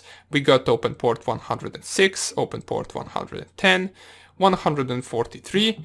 We can see here is a long banner from that port. Not really sure what this is. We also discover another open port, which is port 465, and therefore our program closes as it reached the 500 ports number. Okay, so it actually does work. Now another thing that you should keep in mind is that you will need to actually code this part of the code into this IP scan because, for example, if a user specifies comma and then an IP address, this will not work because we do not have this part and this if statement right here. Therefore, it will not be able to scan because of this comma right here. So if you want to be able to scan multiple targets from your IP scan program, make sure that you implement this if statement into the IP scan. But we're not going to do that at the moment. There is no need for that. We already did that in the port scanner program, and I will leave that up to you. Okay, so with this, we actually finish our first project, which will be the port scanner. And in the next project, we're going to take a look at how we can create the vulnerability scanner, which will be based on this port scanner that we just created. So make sure not to delete this program as we're going to need it. You also know that you will have all of these actual programs in the resources at the end of each project. Okay, so you can simply just download them if you don't want to code them. I hope you enjoyed this lecture, and I will see you in the Vulnerability Scanner project. Take care and bye! Welcome everybody to our second project of this course, which would be a vulnerability scanner. Alright? So what we did by now is we created our port scanner, which managed to scan multiple targets as well as one target, and also discover which ports were open and closed, and we also managed to discover some of the softwares running on those open ports. Alright? Right now we want to advance our game and create a vulnerability scanner which will be able to detect which of those softwares are potentially vulnerable to some type of the attack. So there are a few approaches that we can do in order to create this. I picked one which is going to be based on our port scanner, meaning that we are first going to import our port scanner, we're going to scan for the open ports, then we're going to create a list of vulnerable softwares in a TXT file, which then we're going to also import into our program, and then we're going to compare the softwares on the open ports with the softwares named in the list or in our TXT file, and if they do match, that means that we discovered a vulnerable software which can be exploited. Alright? Now you can actually download some of these vulnerable softwares list over the internet, or for the purposes of this tutorial you can simply just create a small list of a few softwares like I will in order to test our program. But before we do any of that, let us open up our PyCharm and create our new project. Alright, so I will open up my PyCharm by going here and typing PyCharm. Here it is, it loaded fully, and by default it will open up our previous project, which will be the port scanner project, but we do not want to continue coding inside of that project, we want to create a new one, and then we are going to copy paste the port scanner into that new project. Alright, so let's wait for it to reopen all of the files from the port scanner project. Okay, so here it is. Now, let's go onto the file right here, click on the new project. Under the create new project, in the location, we can create a name for our new project, which would be vulnerability, or let's just type vuln scanner, it doesn't really matter, you can call it anything you want, and then click on create. It will ask you whether you want to open the project inside of this window, or whether you want to create a new window for it. We can simply just create this window, and it will open up the new project that we just created. Alright, so here it is, it's creating all the dependencies needed. And right now what we're going to do, we're going to open up our terminal. We're going to navigate to our port scanner project using our terminal, and then we'll copy our port scanner to the vulnerability scanner. Right, so let's go to the PyCharm projects. If I type ls, here are both of these. Then we want to navigate to the port scanner, type ls once again, and we want to copy the portscanner.py into the vulnerability scanner directory. Alright, so cp portscanner.py to the root, PyCharm, and then vulnerability scanner. Press enter, and in just a few seconds we should see our port scanner right here. Okay, so here it is. Let's open it up.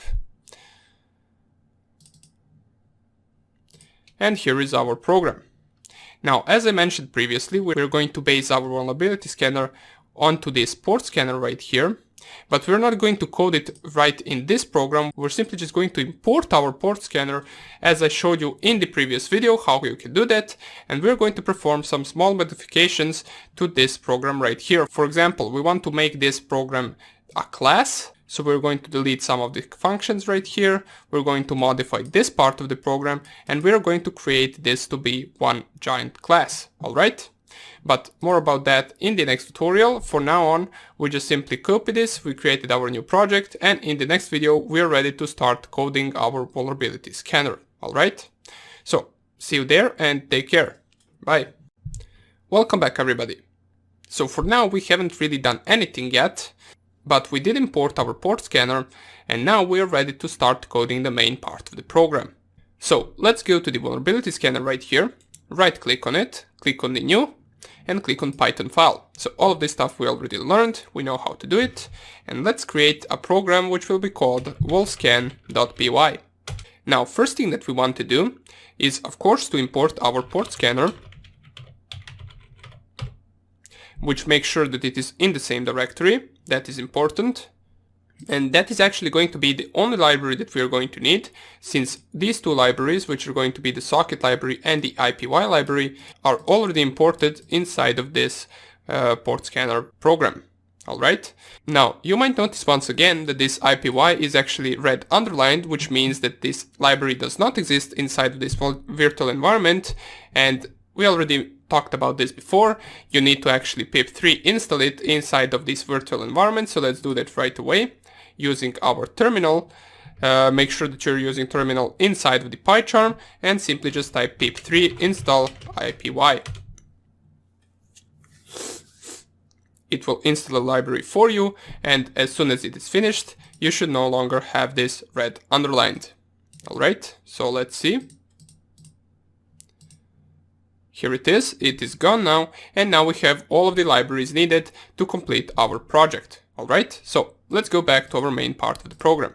We imported our port scanner, and now let's think about all of the things that we need in order to complete this project. So first of all, of course, we need the target that we are going to scan, so we want to prompt the user of this program for the target's IP address. So let's call it target's IP equals input, and we're going to actually ask the user for the input of this.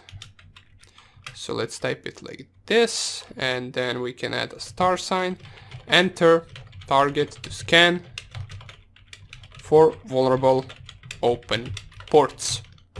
Okay, so this will be the target's IP. Once again, we also want to make sure that this can be both IP address and the actual domain name, but we don't need to worry about that, as that part of the code is already located inside of our port scanner that we imported. So no need to code it once again. Let's just go to the next line, and also let's ask for the user for the number of ports that they want to scan. Now we didn't use it in our port scanner, so why not use it right here? Let's say they want to scan 100 ports and a different user wants to scan 200 ports.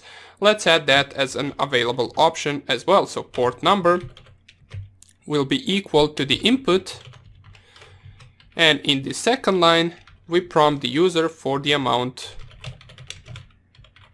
of ports you want to scan. And let's also notify them inside of the brackets that 500 will mean first 500 ports. Okay? So in case they get confused, they know what they need to specify. Alright, now another important thing that we need to do about this line is we need to make sure that this port number is an integer value.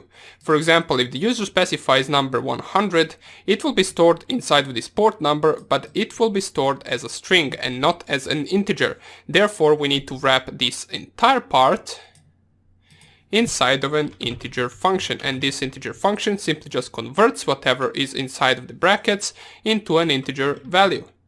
Keep in mind that you will get an error in case the actual user of this program specifies a string. For example, they type the word tree. Well, that word will not get converted to an integer because that is not possible. Therefore, this will only work if the user specifies the actual number, which should be the case, as we are indeed asking for a number. Therefore, we want to convert it to integer so our program can continue executing.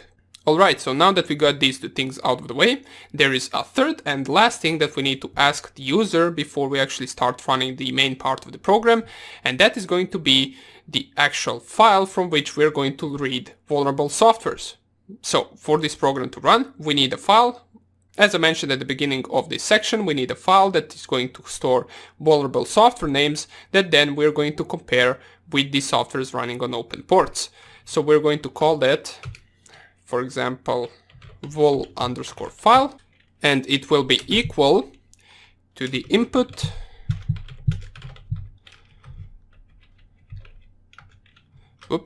let's add the double quotes. So to the input, and then we prompt to user enter path to the file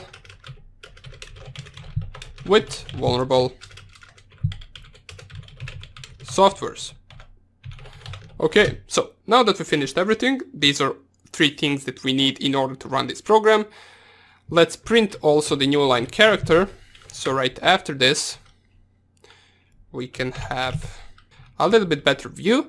And now we want to use the port scanner onto our program. Alright, so we're simply just going to call the function portscanner.scan onto the target's IP.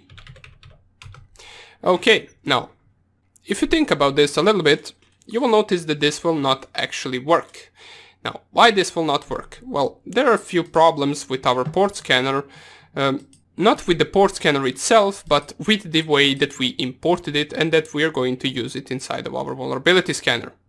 So first of all, we got a problem with this port number variable. We cannot really paste it into our scan function, as our scan function only takes one parameter. So that is the first problem, as we don't really have a way to actually tell the port scanner that we want to use this exact amount of ports. So that is the part that we also need to edit inside of our port scanner.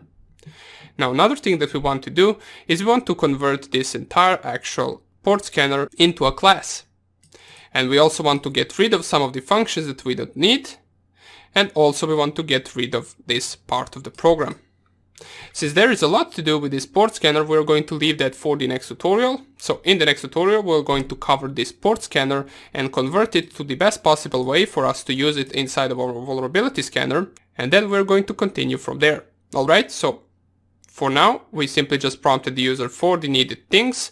And in the next video, we're going to cover the port scanner and how we can convert it the best way possible. See you there and take care. Bye. Hello everybody and welcome to this tutorial, and right now let's cover the port scanner conversion to a class.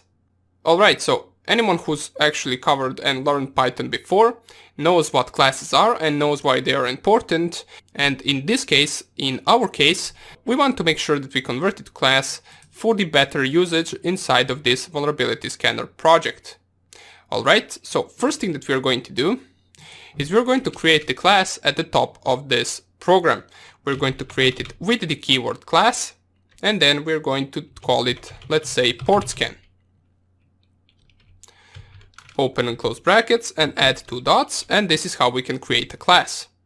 Now, all of these functions that we have below, we want to make sure that they belong to our portscan class. So what we can do is we can tab each and every line. So let's do it one by one, like this, and you will see that some of these actual keywords will start changing colors as they start belonging to our portscan class. Alright, so let's do it like this.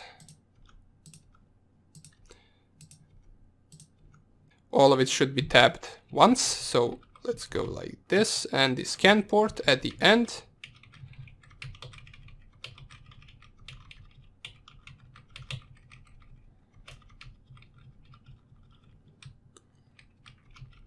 Okay, so here it is. Now, this part of the program, you might be asking what we're going to do with this. Well, in this case, we don't need it, so we can simply just delete that. All we need are our class with these functions right here. Let me just create space between each of these functions so we can see each and every one of them a little bit better. And now let's see what we need to do in order to get this to work. Well, first of all, we are missing a function that every class needs, and that is the init function. This init function will be coded at the top of the class, so right below the initiation of the class itself, we're going to type def __ init __. Alright, and you will notice that by default, if I open and close brackets, it will add this self argument as a parameter to this init function or init method right here. And this self argument basically means that it is belonging to this class, and what we're going to define inside of this init method is all of the stuff, well, all of the parameters that are going to define the object to our class. For example, we want to define the target parameter and the port number parameter. That is an actual attribute to our class which defines our object. Alright? So next to this self argument, we need to define those two attributes. So the first one we can call target, and the second one, which is the new one, will be called port _ number. Alright, so simple as that.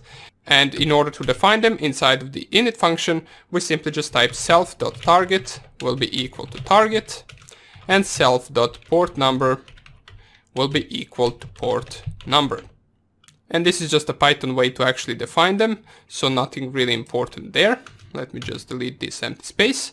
And now that we have our init function, we need to add this self argument or self parameter to each and every function that belongs to this class. So we're simply just going to go right here and type self. We're also going to type self right here. Self right here. And self right here. And another very important thing that we should consider is that we don't need any of these other parameters outside of the self parameter.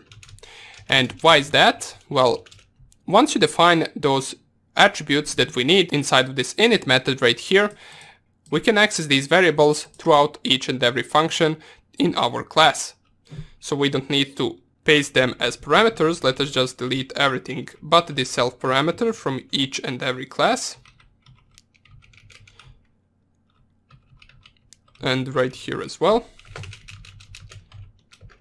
Make sure you do not delete it from the init method. So let's leave it like this. So now that we fixed all of the methods, let's restructure our program a little bit. So I will start off with the scan port function. Alright, so what we're going to do with this scan port function, besides it doing the usual stuff that it did inside of our port scanner project, we're going to add the converted IP into the scan port function instead of the scan function. So we're going to delete it from the scan function first. Let's go right here. We also are not interested into printing anymore, since printing we're going to do in the main program, which is going to be the vulnerability scanner. So our scan function will be left with just these two lines of code, while the conversion of the IP address will be moved right here into the scan port function. So we're going to call the check IP function. And you will notice right away that some of the stuff inside of our class is actually red underlined. And by some of the stuff I mean a lot of things, such as for example this check IP is underlined, these two variables are underlined, this get banner is underlined, the port is underlined. So all of this stuff are underlined, which means that they are not recognized by the PyCharm. Well, why is that? Let's start off first with the functions themselves as to why they are underlined. Once you create a class, you need to actually rename those functions when you call them inside of the class. You need to add the self argument before. So for example, if I type self.checkIP, you will notice that it will no longer be a red underlined, and this will get recognized by the PyCharm. This is just a way to call different methods from the class itself, so the class can recognize that this checkIP belongs to its own methods, and therefore it knows which actual method to call. Same goes with this getBanner function right here, which we can simply just add self.getBanner, and it will stop being red underline. Let's see whether we have another function which is red underline. Here it is, scanPort. If I simply just type self.scanPort, we can see it works successfully. Now, but what are we going to do with these actual variables, which are red underlined? Well, first of all, we don't really need this IP address variable anymore, as we're actually getting the IP address from our main part of the program, which is going to be the target's IP variable right here, and then we're going to paste it into our class, which will then get stored inside of this self.target variable, which then we can use throughout our class. So let's change it everywhere we can. First of all, we're going to change it in the checkIP method. So we're no longer checking the IP from the IP, we're checking the IPs from the self.target, and make sure that throughout of this class you also use the self argument when specifying the variable name. So we're trying the IP function from self.target, and in case it works, we're returning self.target. In case it doesn't work, we want to return the getHostByName from the self.target. Once again, keep in mind that this will store the IP address from our target machine. Same goes right here to the scan port. We don't really need this converted IP anymore. And why don't we need it? Well, we don't need it because, as you can see, the scan port function doesn't take the IP address as a parameter anymore. Therefore, this is red underlined, so we can simply delete it. But what with this port number? Well, we actually need to send this port as a parameter because we are inside of this for loop. Therefore, this port will change through each iteration. And we need to specify to this method right here which iteration is it currently at. So we need to send the port as an argument. Therefore, we're going to go to the scan port, and next to the self, we're going to add port as a parameter, and you will see right here at these 3 spots, the red underline will go away as this port now exists in this program. And the last part, which is red underlined, is this IP address right here. Once again, we don't really need this IP address anymore. We have self.target, and right here, since at the beginning of this try statement we converted the IP, we don't need to specify self.target right here. We can specify converted IP. Alright, since this will be the IP address, whether the target was specified as a domain or simply as an IP address. Alright. Another thing that we want to make sure is that we don't have unnecessary functions that can be put inside of a different functions. For example, this get banner can also be put inside of this scan port function. Therefore, we don't really need this method right here. So we can simply just delete the get banner. And we can put it right here. As you will see, this will get flagged as get banner doesn't exist anymore. Therefore, instead of trying to call this function, what we're going to do is we're going to write the get banner function code instead right here. So sock.receive. We want to receive 1024 bytes. And we're simply just using the sock object that we created right here. So no worries about that. We don't need to name it anything differently. We also want to decode the response. And the reason why we're decoding the response is so we don't really have to do it later on right here.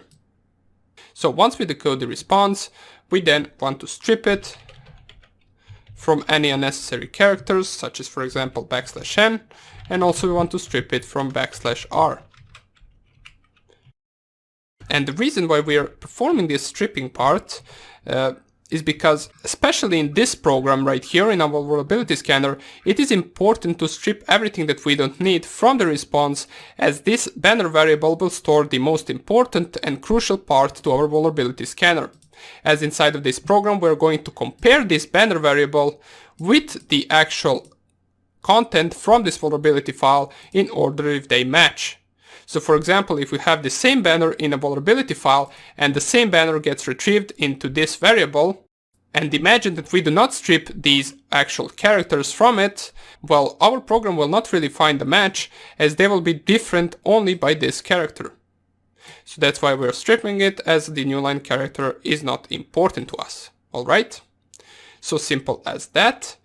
The next thing we actually don't need is these print statements right here. We needed them inside of our port scanner project, but we don't need them anymore, as we are not really interested in printing which ports are closed and which ports are open, since this is not a port scanner. But however, there is another problem that will occur, and that is that this banner can only store one banner at a time. But we need to retrieve multiple banners if we find multiple ports open on the targets, and if we also manage to retrieve multiple banners from those open ports. So we will need to store multiple banners and not just one. So how can we fix that? Well, we can actually easily fix that. We can simply just add a list, which will be at the beginning of our class. Right here we're going to call it banners, and in order to define a list we specify these square brackets right here. By specifying open and close square brackets, we initiate that this banners list will be empty for now, and then every time we actually manage to retrieve the banner right here with this line, we can then right after it below append the actual banner to the banners list, just like this. And you will notice that this banners is red underlined. That means that we need to add the self.banners argument right here, and everything will work correctly. And in case we don't manage to retrieve the banner, we're simply just going to pass for now. Alright? And at the end, we can simply just close the connection with sock.close. So simple as that. Let me see if everything is correct for now. Everything seems to be good. Our get check IP function is good. Our scan is good. But don't worry. There is another thing that we actually have to do, which is going to be to create another list, which is going to be the open ports list. Now you might be asking, why are we actually doing this? And this is more easily showed than explained, but I will try to explain it anyway right now. And once we run the program, you will get it why we need this open ports list. For now on, let me just try to explain it. Well, once we actually created this class right here with these three methods, you notice that we also had to create this banners list right here in order to store multiple banners. Once we actually get to actually printing those banners and open ports into our vulnerability scanner, we want to make sure that each open port will match to each banner. And since we removed all of the print statements, we cannot really print open port one by one. We have to store all of the open ports somewhere and all of the banners somewhere, and then we have to print them each element one by one. That's why we also need the open port list that we created right here, and after each time we manage to connect to a port, we will add that port to the open ports list. So self.openPorts and then .append, the same way we are adding the banners, we're also going to add open ports, and we're simply just going to specify right here port. Alright? Now, that is not the end of our problems. You noticed once we actually had port scanner projects that we had more open ports than more banners retrieved. For example, some of the ports that were open and that we tagged as open weren't sending us any banner, therefore we just didn't have banner for that open port. And that can present us a problem because if we have 10 open ports, for example, and we retrieve only 3 banners, then in one list, which will be the open ports list, we will have 10 elements or 10 ports, and in the banners list, we will have 3 elements. And therefore, once we want to print each element one by one, for example, the element 1 from the open ports should correspond to the element 1 from banners, and so on and so on.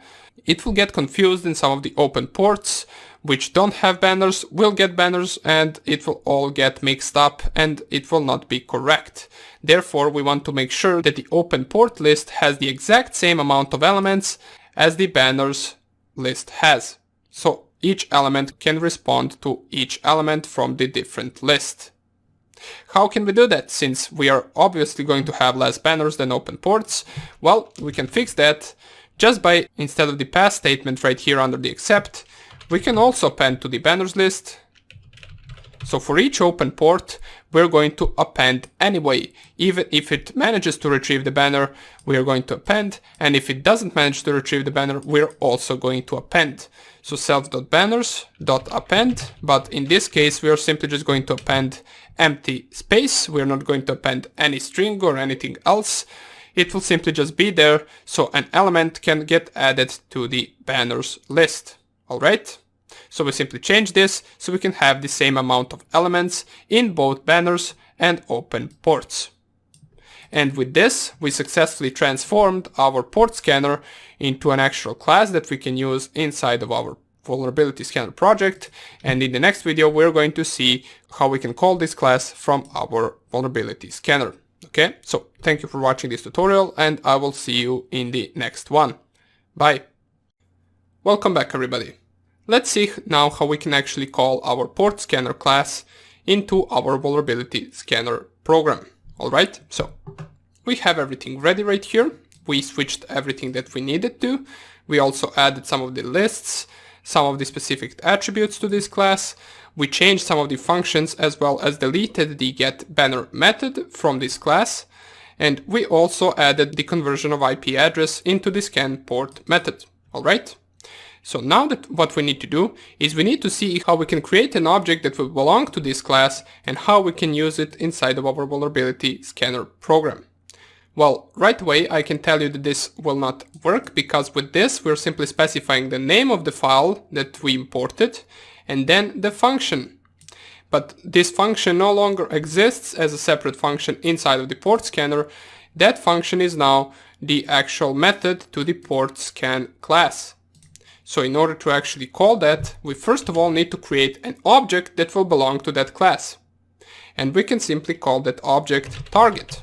So simple as that. Target will be our object, and in order to initiate that object to belong to the port scan class, we first of all need to specify the port scanner, which is the file that we are using the class from, and then the name of the class itself. Now, you will notice that if I specify the open and close brackets, PyCharm will suggest right away that this port scan class takes two parameters. The first parameter will be the target's IP address and the number of ports that we want to scan for the vulnerable software. Now, why does it say these two parameters?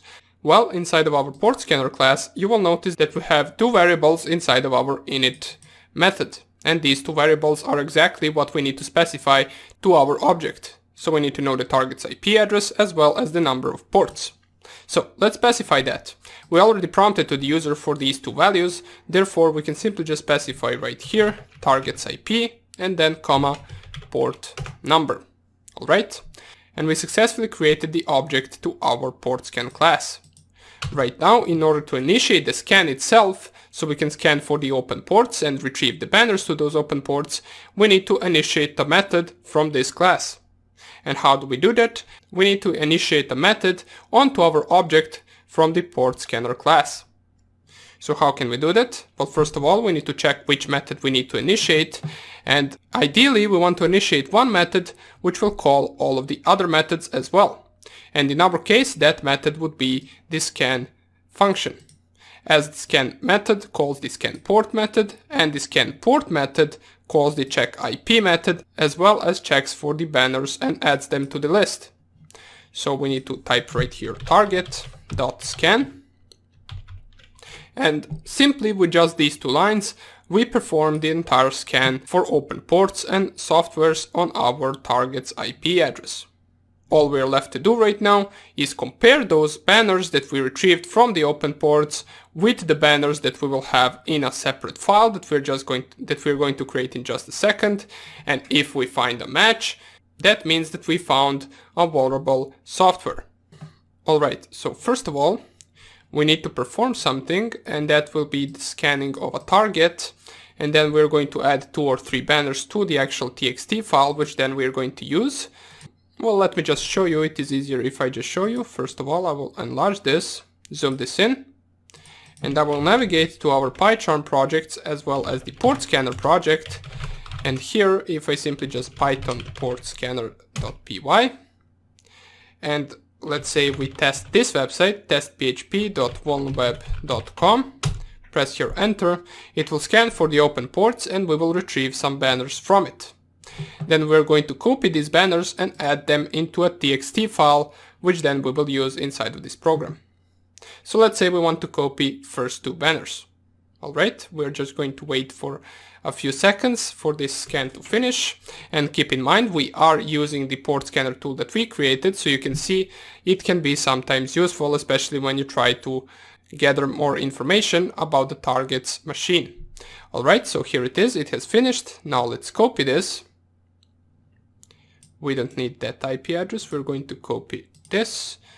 Then right here under the Vault Scanner, we're going to click on new, but instead of new Python file, we simply just want to create new file. It will be called, let's say, vol_file, or no, let's not call it like the actual variable, volbanners.txt. Let's call it just like that, and then right here we're going to paste this as a first banner, and as a second banner we're going to paste, let's say, this. Copy selection and paste it right here. Alright, so here it is. We got 2 banners ready. And now let's see if we manage to find these 2 matches with our vulnerability scanner. Okay, so first of all, what we need to do in order to compare the banners with the banners from the file, we need to open that file first. So how can we do that? Well, in Python we do it with this statement. So with open, and then open and close brackets. And first parameter to this open function would be the file name, which is stored inside of this vol file variable. So with open vol_file. And the second parameter would be how you want to actually open it. In our case, we want to open that file for reading, so we want to read from it. You also have the write and append option, but in this case, we're going to open the file for reading, which we specify just by simply typing r. And then we specify as, and then the name of the file object as file. Let's call it like that. So with open vulnerability file for reading as file. Then we need to perform the comparison of these banners. What we're going to do first is we're going to add a count variable, which will be equal to 0. And then we're going to take a look at all of the banners that we gathered during our scan. Alright, so how can we do that? We can access those banners by simply typing target.banners. How can we do that? Well, since we created this object right here, this object, besides these two variables, also has these two variables right here, or these two lists, should I say. So we can also access them as well if we want to, using our object. So target banners, and what we want to do with that is we want to iterate over it. So for banner in target.banners, we first of all want to navigate to the beginning of our vol_banners.txt file, and we can do that using file.seek 0. And the reason why we need this line is because in case we remove this, it will only find the first result and it will not manage to find the second result, because it will take the first banner, then it will iterate over all of the banners inside of this list, and if it finds it, it will be stuck at the end of the actual file and it will not get back to read it from the beginning for the next banner. It will just read it from where it stopped. That's why after every banner we need to actually seek to the beginning of this file, which we do using file.seek 0. 0 means simply return to the beginning and read all over again. And now we need to iterate once again. So for line in file.readlines, and you will notice that we actually have two functions right here. One is readline and one is readlines. If you use readline, it will only read one characters one by one. So we don't really want that. We want to use readline, so it actually reads line by line. So let's just type it right here for line in file.readlines. And since this is a function, we need open and close brackets. And now we can compare the banners.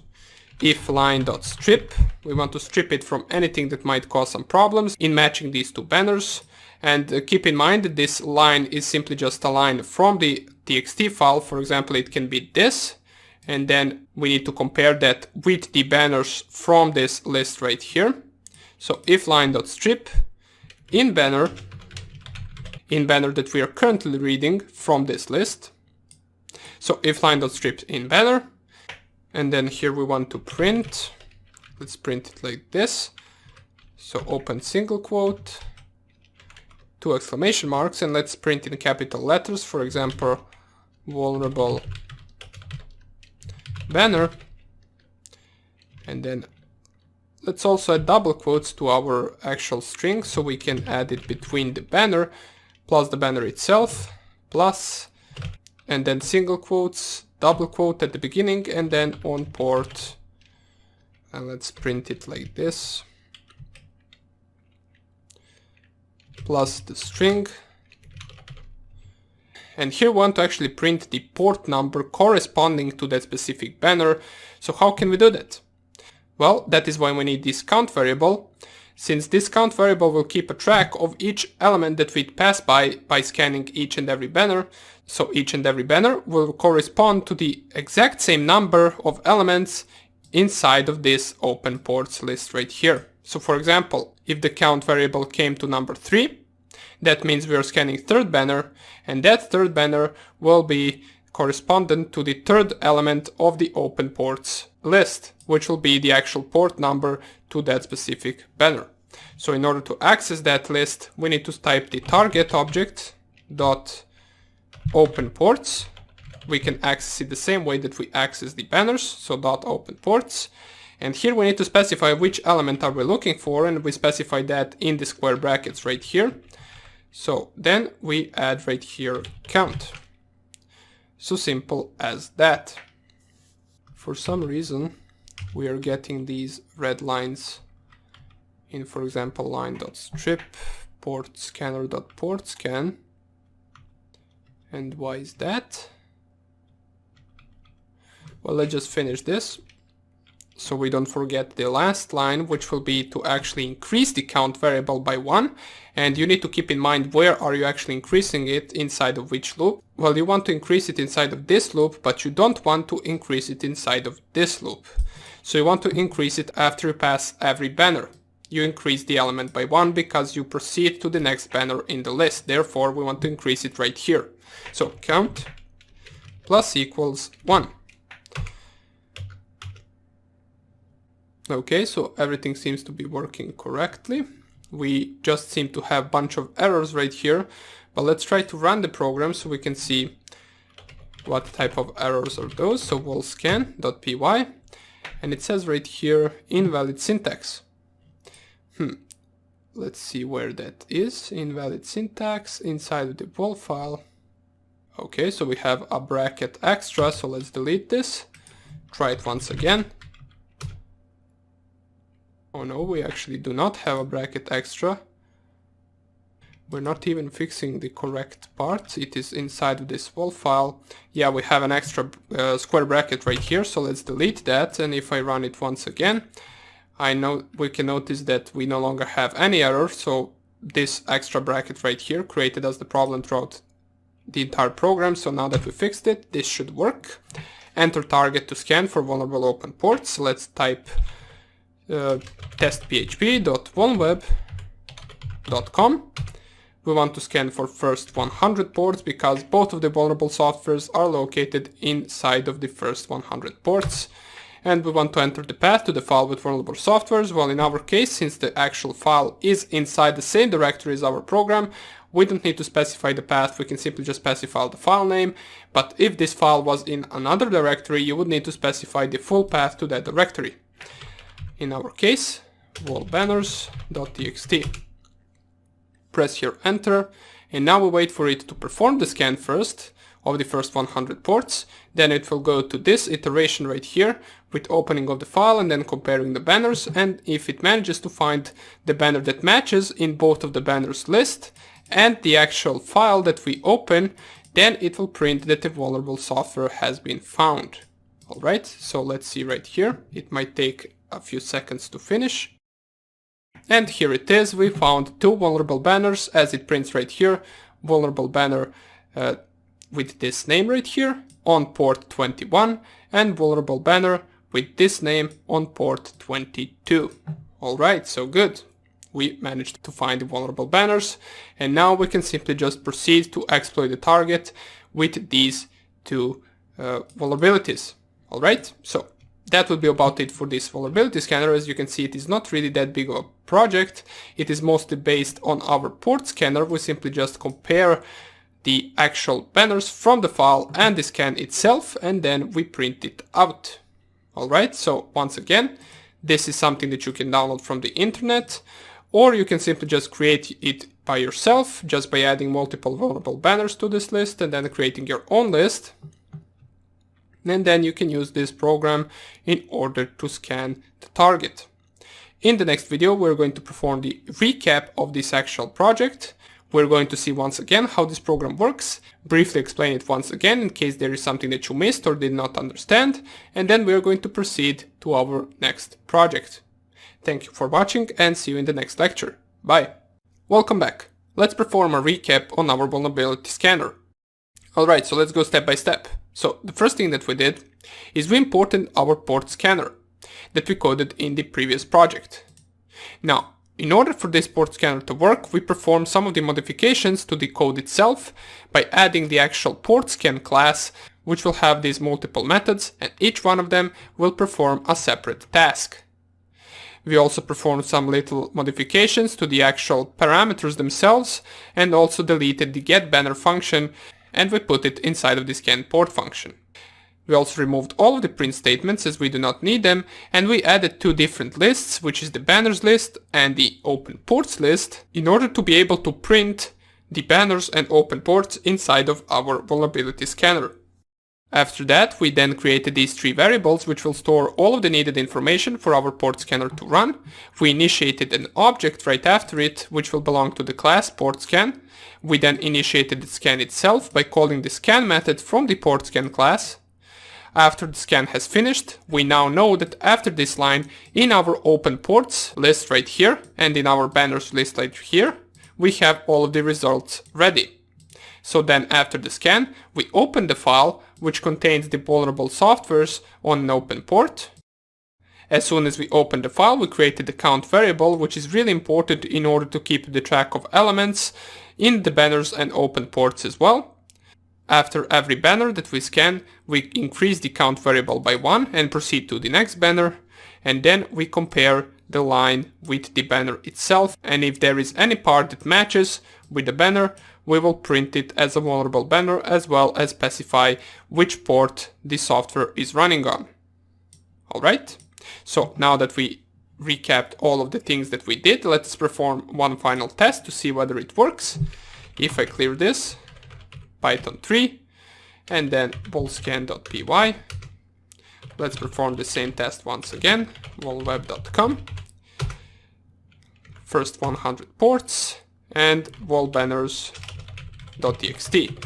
Now you might be asking the reason why we are performing these recaps after every project. Well, it is in case you missed something or didn't understand something, so we just go over the code one more time in short term, and it will also help you to remember everything better and to fully understand the program once it is fully coded and once it is working as well. As we can see, we got the exact same result as in the previous video, and we managed to find both of the vulnerable banners, which is good. Now if I try to, for example, scan my router's IP address, 100 vulbanners.txt, it will scan my router and you will see it will not find any vulnerable softwares, as there is not any open port on my router which is running one of these two softwares. Alright, so that would be about it for this project. I hope you enjoyed it, and in the next video we're going to see how we can still gain access to the target machine even if we don't find a vulnerable software running on an open port and we don't know how to exploit it. We're going to take a look at some of the different things that we can do in order to enter the target's machine, such as, for example, performing the SSH brute force and gaining the SSH access to the target. So we're going to see how we can do that in our next project, and after that many more projects to go. So thank you for watching this tutorial, and I will see you in the next lecture. Bye! Hello everyone, and this is our bonus video for the SSH brute force section, and in this video I will demonstrate how you can install Metasploitable as a virtual machine. Alright, so there are a few things that you need to do. First of all, you need to open up your Google Chrome and type in the Metasploitable name inside of your search bar. Then you should navigate to the first link, which will be the sourceforge.net Metasploitable download. Click on it and simply click on this green download button. It will start downloading this zip file, which is around 800 megabytes large, and once it has finished, then you can extract it to the desktop or simply just move it to the desktop, create a new folder, call that folder, for example, Metasploitable. Paste this zip file into that folder. Then we want to extract all of the files inside of this folder that we created. Now this will take a few seconds to finish, and we should receive the metasploitable.vmdk file, which then we will use in order to create our virtual machine with all the vulnerable softwares. Now, the only thing we need from this virtual machine is the SSH client, so once again, if you have any SSH service running on any other machine, you don't really need to do this. You can perform the SSH brute force on any SSH machine that you manage to find, and of course that you have the permission to test on. Alright, so this is finished.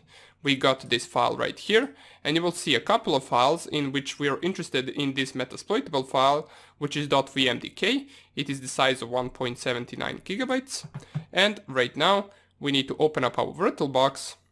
Click on New, put in a name for your virtual machine. For example, let's call it Metasploit. And make sure that under the type you set Linux, and under the version you set all the way down other Linux 64-bit. Click on next. 512 megabytes is more than enough for this machine, so click on next. And instead of going with the create a virtual hard disk now, as we did with the Kali Linux machine, we want to go to the use an existing virtual hard disk file. Click on this, and right here click on this icon where it will open this video where you can simply just find your Metasploitable VMDK file and use it as your hard disk. Since I don't have it right here, I want to go to the add. Then I want to navigate to the desktop, to the Metasploitable, and then this file, and here it is, the metasploitable.vmdk. Click on open. Try to find it right here. Here it is. I will simply just double click on it. It will automatically set it right here, and I will click on create. As soon as that has finished, we also want to set the network settings that we used in the Kali Linux. We also want to set it in the Metasploitable as well, so go to the bridge adapter and set the Ethernet cable connection, and once again make sure cable connected is checked. Click on OK, and now you can start the machine. So I will simply just click on start, and you will notice that this actual machine doesn't take too long to install. It will take just 2 or 3 minutes possibly, and then we are ready to proceed with our brute forcer for the SSH service. Alright, so it says starting up right here. It will automatically download and install all of the stuff and all the softwares that it needs, so we don't really have to do anything. All we need to do is to log into the machine once it has finished installing everything. Alright, so we are going to wait for that to finish, and here it is already over. It is asking us for the login, and you will notice that above the actual login, it tells us that the username and password is msfadmin and msfadmin. So let's go right here and type msfadmin, and as a password as well msfadmin. Clear the screen, since this is just a command line machine, and if I type ifconfig, I make sure that we are in the same local area network with the IP address of 192.168.1.3, and this is basically it. We successfully downloaded and installed Metasploitable virtual machine. So thank you for watching this tutorial, and I will see you in the next lecture. Bye! Hello everybody, and welcome to our third project, which is going to be the SSH brute forcer. So for now on, we managed to scan the open ports to determine which ones were closed, which ones were open. We also managed to scan for the softwares running on those open ports. And now let's imagine an example that we didn't really manage to find any vulnerable software running on those open ports. Well, now we have to turn to different approaches, such as, for example, trying to gain access through some of those services running on those open ports. And we're going to take a look at the first one, which is going to be the SSH brute force. Now, what is an SSH? Well, SSH is a way that you can communicate and control the target machine over the internet just by performing the SSH connection to that specific machine. Now, of course, it is a secure protocol, therefore we would need the username and password in order to gain access to that specific machine over the SSH protocol. Now, for the purposes of this project, we're going to use a virtual machine which is called Metasploitable. Now, I downloaded it and already installed it. Here it is. And in case you don't know how to do that, I created a bonus video which is going to be at the last section of this course. And there you should see the bonus video which simply just shows you how to download and install Metasploitable. Now, I will assume that you already have it and that you watched that video, so I will simply just start this machine. And first of all, we're going to take a look at how we can simply just connect over the SSH using our terminal. And then we're going to try to implement all of that into our SSH brute forcer program. Now, there will be two versions of this program. One will be a regular SSH brute force, and the other one will be the SSH brute forcer with threading library. Now, the reason why we do that is because if you use a threading library in order to perform brute forcing, it will automatically be faster than simply just using one thread in order to perform the brute force. But let's not bother ourselves with that right now. Let's see how we can connect to the SSH using our terminal. So our machine is up and running. We log in using the msfadmin as a username and msfadmin as a password. And here it is, everything works correctly. If I type ifconfig, I will check my IP address, which is going to be 192.168.1.3. So I need to remember that, open up my terminal, let me enlarge all of this in, and now try to connect to that IP address using SSH protocol. So SSH and then 192.168.1.3. Press here enter, and here are some of the stuff that happens once you try to connect over the SSH. The authenticity of the host can be established. RSA key fingerprint is, and then this one, are you sure you want to continue connecting? We want to type here yes, and it will tell us that it permanently added the RSA to the list of known hosts. Now this is just some regular stuff that happens once you try to actually connect to the SSH, and we're going to have to implement some of these things in our program as well, so keep in mind for that right now. And it will ask us to connect to the root account, which we don't really want, so I'm just going to click exit right here. I will Control C, and then I will SSH MSF admin and then at 192.168.1.3.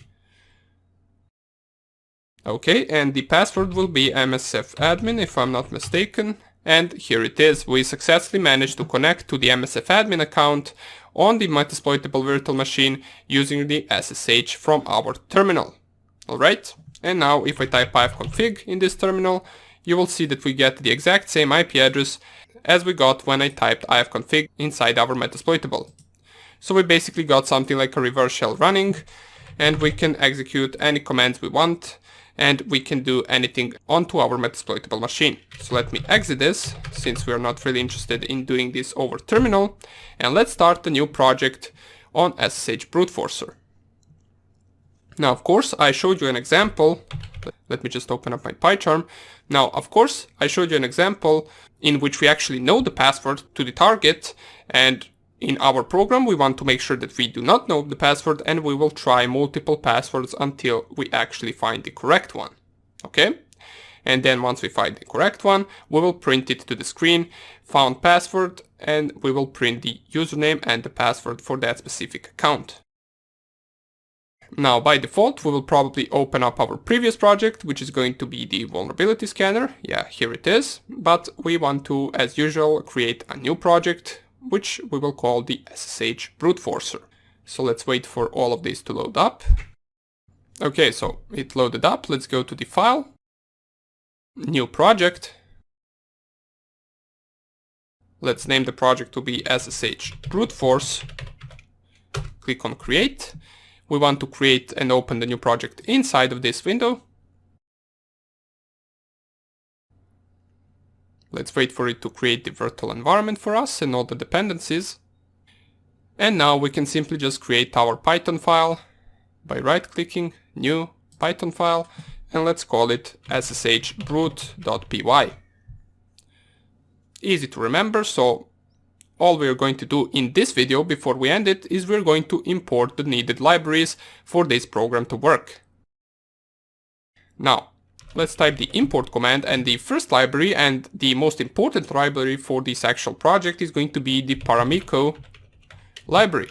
We will use this library in order to automate the process of connecting to our SSH client. So this library has already pre-made functions that we can use in order to make this process shorter. Alright? Then we're going to need the sys library, the OS library, the socket library, of course. Every time we actually try to perform some task over the internet, we will most likely use the socket library, and we are also going to use the term color library.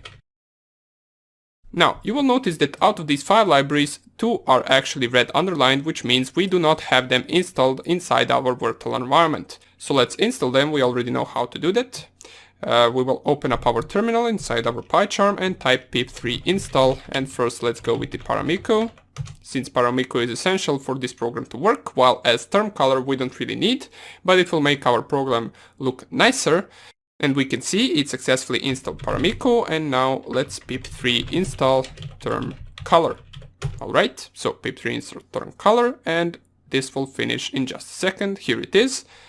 If I exit this terminal and go back to my program, for some reason this is still red underline, not really sure why. Let's start typing something, maybe it will go away. print. Yeah, it went away. Great. So everything is imported successfully, and in the next video we can start off with our brute forcer. Hope I see you in the next lecture, and take care. Bye. Welcome back everyone, and let's continue with the coding of our brute forcer. You will notice right away that we're going to start it rather the same as our vulnerability scanner by prompting the users to input 3 different things that we are going to store into 3 different variables and use throughout our program. Now 2 of those 3 things are going to be the exact same as in our vulnerability scanner, and the third one is going to be the username for the SSH account. So first thing we're going to prompt to the user is to enter the host, so the actual IP address to the target that they want to connect to. So we're going to type it right here, input, and let's add the plus sign and then target address, so the user can specify the target address. The second thing that we are going to need is going to be the username for the account that we are trying to brute force, which in our case, if you're using Metasploitable as I am, is going to be MSF admin. Alright, so we're going to input right here, add the plus sign once again, and SSH username. And the last thing that we want to prompt to the user is to input the file, or the file name from which we are going to read the passwords. Alright, so input file, let's call it like that, and we're going to type input, single quotes, plus sign, and then passwords file. Alright, so simple as that. Once the user specifies all of these 3 things, we are ready to start running our program. The first thing that we are going to take a look at is whether the username specified the actual password file correctly, and we're going to do that using the OS library. So we're going to see whether this file actually exists. If it doesn't exist, we're going to print to the user file doesn't exist. Okay, so now in order to actually do that, we're going to use an if statement, and we're going to call the OS library with the path and .exists. Now this os.path.exists will check for a specified path whether that path simply exists or not. Basically it performs the same thing as its name says. So os.path.exists, and in the brackets we specify the actual path to the file, so in our case that will be input file. And if it equals to false, since this actual function will return true and false, true if the file exists, and false if it doesn't exist. So in this case, if it doesn't exist, we're going to print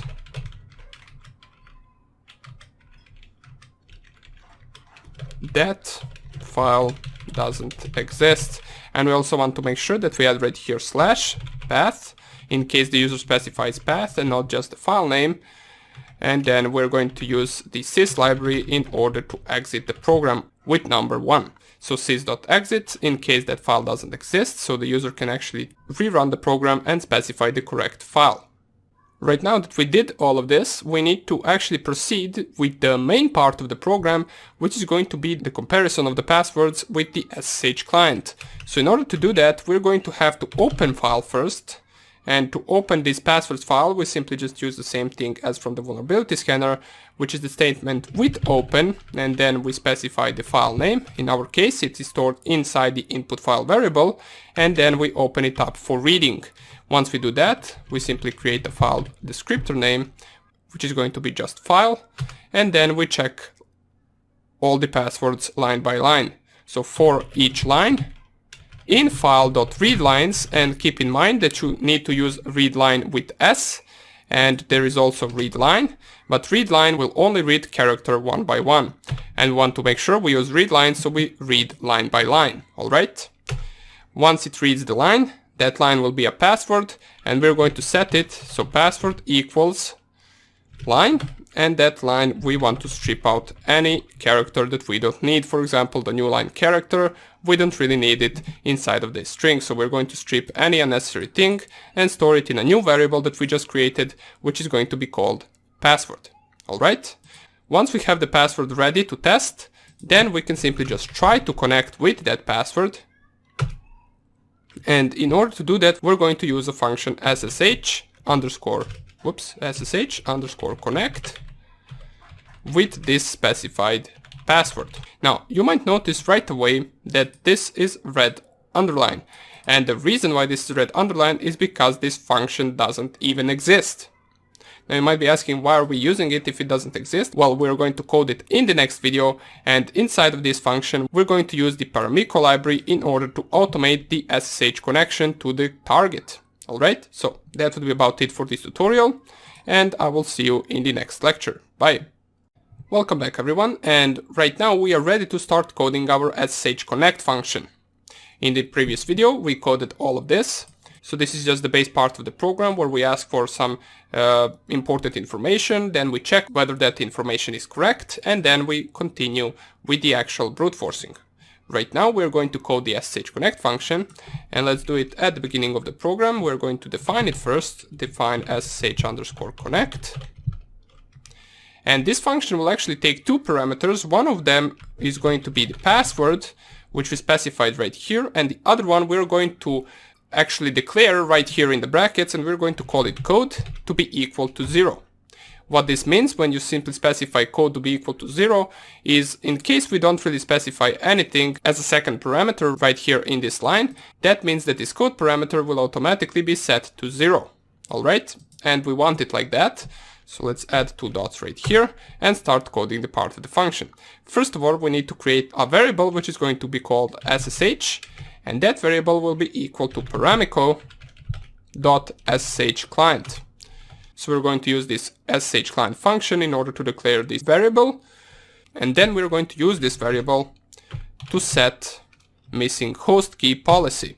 So this is a long function, as you can see. You can simply just tab it to autocomplete it once the PyCharm outputs it as a possible function to use. So we're going to type ssh set missing host key policy, and right here we need to specify paramiko.autoadd policy, and this is also a function. So this is just some basic two lines that we need to set before we try to connect to the SSH client, and right after it comes the connect part, which we will try with the try and except statement. Similar thing that we did with our port scanner, we're going to do right here. We're going to try to connect inside of this try statement, and in the except statement we're going to print that the password was incorrect. Alright, so right here in the try statement we're going to type ssh.connect. We're going to connect onto the host, and keep in mind that the host is this variable right here which stores the IP address that the user specifies. We want to connect over the port 22 because the port 22 is a regular port for the SSH. We want to set the username to be equal to username, which once again is this variable right here. And we want to set the last thing, which is going to be the password, to be equal to password, which we pasted right here as a parameter. So it is going to get stored from here to here. Alright, so this connect function that comes with the Paramiko library has four parameters: the IP address, the port number, the username, and the password. And this is all that we're going to do right here in the try statement. In the except statement we're going to check for an error, which is going to be called Paramiko authentication exception, which simply just stands for if the password was incorrect, we're going to perform this part of the code. So if the authentication didn't manage to go through, that means we specified the incorrect password, and therefore we're going to set the code parameter, which remember is the second parameter to our function, to be equal to 1. And in the last case, which is going to be another except statement, we're going to set right here except socket error as E. We're going to set the code to be equal to 2. And before I explain this try and except once again, let me just type here ssh.close once we finish everything, and we want to return the code from this function. So let's go through it once again. We declare the SSH client, we add the auto add policy. These are two standard lines before we try to connect. Then we try to connect to the target if we manage to connect with the password, then this second parameter, which is code, will remain 0. If we specify wrong password, the code will be changed to 1.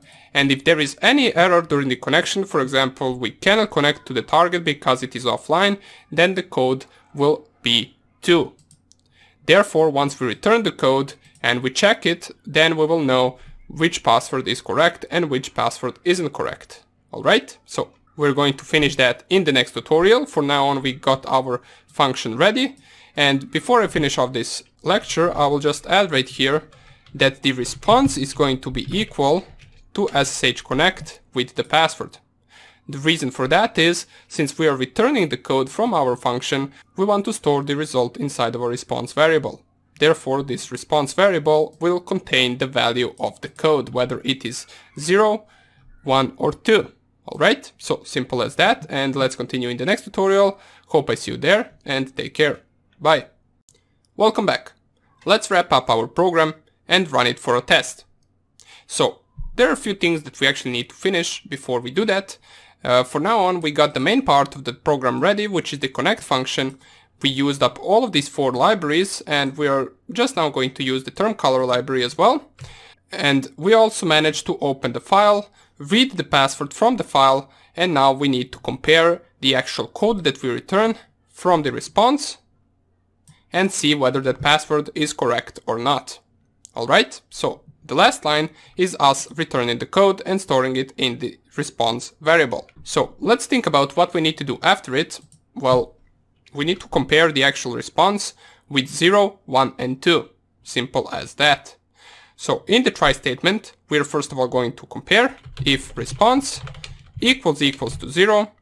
That means, let's check it out first.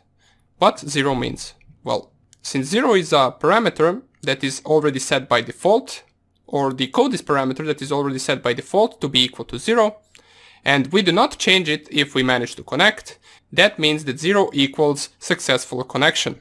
So we're going to print found password. Let's print it like this. So inside we are going to add the plus sign, found password, 2 dots, and then let's add the password as a string. And let's also add for which account we managed to find the password. So for account. And then let's also add plus username. Alright. And let me just move this a little bit to the side so everything can fit inside of our screen. And now there is the part where we can use term color library, and what term color library allows us to do is to print the statements in different colors. That's what I meant when I mentioned that it is not needed inside of this program, but it will make it look a little bit prettier. So inside of the print statement, we're going to define term color and then dot colored, which is the actual function that we need to use. Open up 2 brackets right here. And in the first bracket, we're going to type the actual print statement, which is this thing. Let us go to the side. So here we close the first bracket. Then we need to add the comma. And in between the single quotes, here we specify in which color we want to print. Let's say we want to print in green color, as we successfully managed to connect, so it will be green. And then we need to close the first bracket, which is going to be the bracket to the term color function, and now the second bracket, which is going to be the bracket to the print statement. So let's check if we have the right amount of brackets. 1 bracket, 2 brackets, 3 brackets, and 3 close brackets. Alright, so everything seems to be good. Now let's go down here. If we manage to find the password, let me just move this so we can see entire code.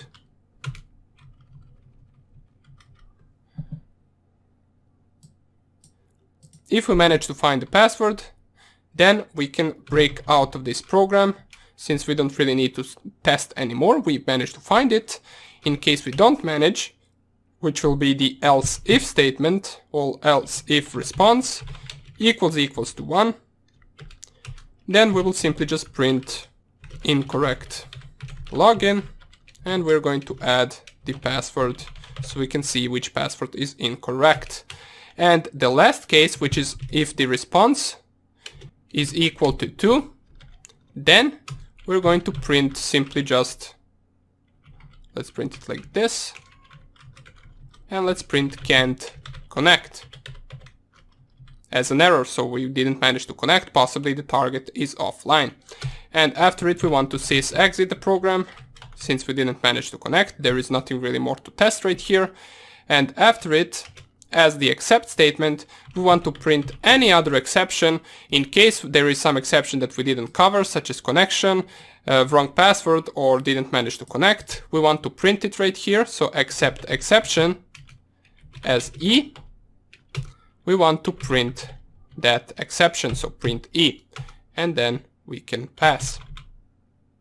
Since this actual exception can occur only in one password, therefore we don't really want to break out of the program, we want to print that exception and possibly go on to the next password.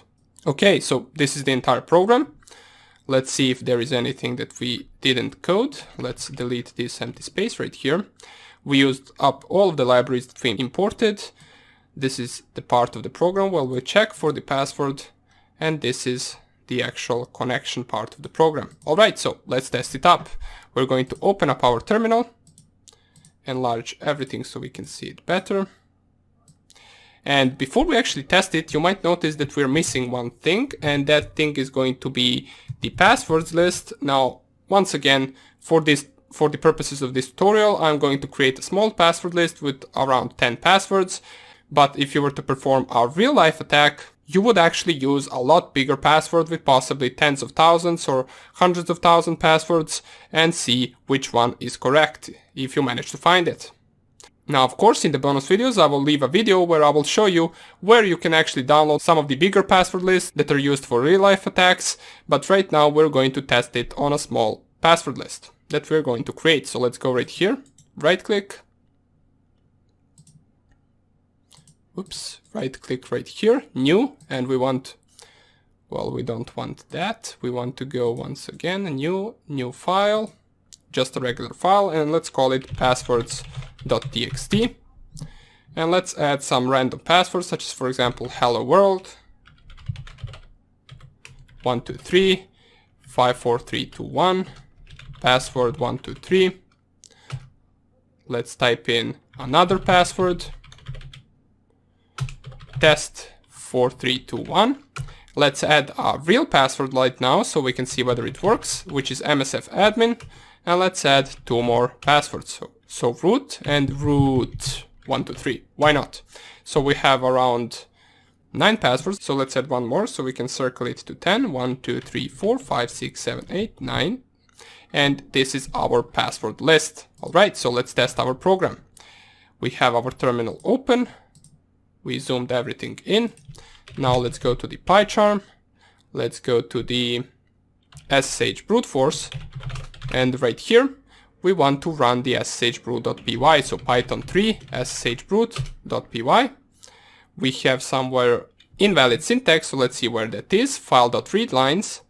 This is somewhere down here. For line in file.readlines, and at the end of the for statement, we need to specify 2 dots. Therefore, this didn't work. Let's test it once again. Target address, we specify 192.168.1.3.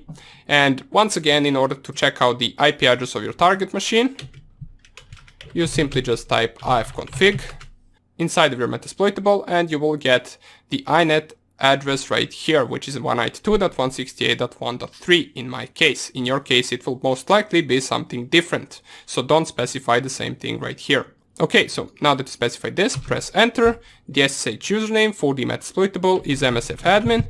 Now, you can perform this attack if you want to practice after this on a root account on Metasploitable with a big password list that you can download online and see whether you can crack the root SSH account on the Metasploitable. So SSH username, msfadmin, and passwords file will be passwords.txt. Press here enter, and let's see whether this will work. As you can see, first password is incorrect, second password incorrect, third and fourth are also incorrect, and let's see what happens once we get to the msfadmin. And here it is, found password msfadmin for account msfadmin. Then it exited out of the program because there is no point in testing out other passwords. So all we need to do in order to fix this, so it can look a little bit prettier, is we want to print right here, right after the input file, we want to print the new line characters so we can differentiate the input parameters that we specify from the actual passwords that it tests. So print \n, and let's run it once again right here, clear 192.168.1.3 msfadmin and passwords.txt. Here it is, new line character is there, and it will perform the exact same task as it did previously. Now, you might notice that this is going a little bit slow, and that is something that we will fix in the next video, as we're going to see how we can import threading library inside of this program to make it brute force the passwords faster. Because in real life attacks, if you for example had 100,000 passwords, this would take a long time to actually brute force, and you don't really want to sit for a week waiting for 100,000 passwords to finish. You want to finish it as fast as possible. So we're going to take a look at that in the next tutorial. I hope you enjoyed this one, and I will see you in the threading part of this section. Take care. Bye. Welcome everyone to this lecture where we are going to take a look at the code of how we can make our SSH brute forcer work faster by using thread library. Alright, so here is the code, and the reason why we are not going to code it ourselves is because it is rather similar to the first program that we coded in the previous few videos. There are just some minor changes as well as adding some libraries that we are going to need. So let's start off from the beginning. Well, first of all, there are two different libraries that we had to import next to these four. Those two are time library and threading library. Both of these libraries belong to the default Python libraries, so there is no need for you to actually install them in your virtual environment as they are already there. Right after it, at the beginning of the program, we declare a stop flag variable. And this variable is going to be of use to us once we get to the actual threading part. So, for now on, we simply just declare a variable and it will be an integer value of 0. In our SSH connect function, we make a few minor changes, such as for example, we declare that we are going to use the global stop flag variable inside of this function. Then we perform the same two things that we performed in the regular brute forcer. After it, we try to connect, and if we manage to connect, then we set the stop flag to be equal to 1. Then after it, we print that the password was found, and in any other case, we'll print incorrect login, and we will close the SSH connection. Now let's get to the part where we actually set the stop flag variable to be equal to 1. Why do we do that? Well, if we go all the way down, all of these things are the same as in the previous program. Right here, I just added a print statement that says starting threaded SSH brute force. And below there, we open the file for passwords. And if we go to the passwords.txt file, you will notice that I added a few more passwords right here, around 150. So we can see how fast it will brute force. The correct password is somewhere around here. And let's continue with the program. So we go into the for loop and we read password by password or line by line. And if stop flag is equal to 0, then we will join all threads and exit the program. And the threads that we create are actually down here. Okay, so let's not pay attention to this part of the code at the moment. So for each password, we perform the strip function onto that password so we can get rid of all the unnecessary characters. Then we create a thread object, which is going to be called T. We perform the actual thread object and the thread function onto the SSH connect function, and that is the first parameter to this thread function. So the target is the actual function that you're going to perform the thread on, and the args are the arguments to that function. So in our case, that is just one argument, which is the password parameter. And this comma right here has to be there, even though we don't have a second parameter, otherwise this will not work, so we have to add it right here. Right after we create the thread object and we call it onto the target of SSH connect with the arguments of password, then we can start that thread and we can sleep for 0.5 seconds after every time we start a thread, alright? So what this will do is it will start the thread each time a new password is being read from the file, and each password will have its own thread. And in case the stop flag gets switched to 1, well, that means that some of those threads actually managed to find the correct password as they managed to connect to the target. Therefore, we set the flag to be equal to 1. And once the flag is set to 1, that means that we can close the program since we found the correct password. Therefore, we perform the t.join function, which will join all the threads that were running, and then we can exit the program. And that is the entire program that runs on threads. So let's see whether it is faster than the previous one. First, I'm going to go and enlarge this.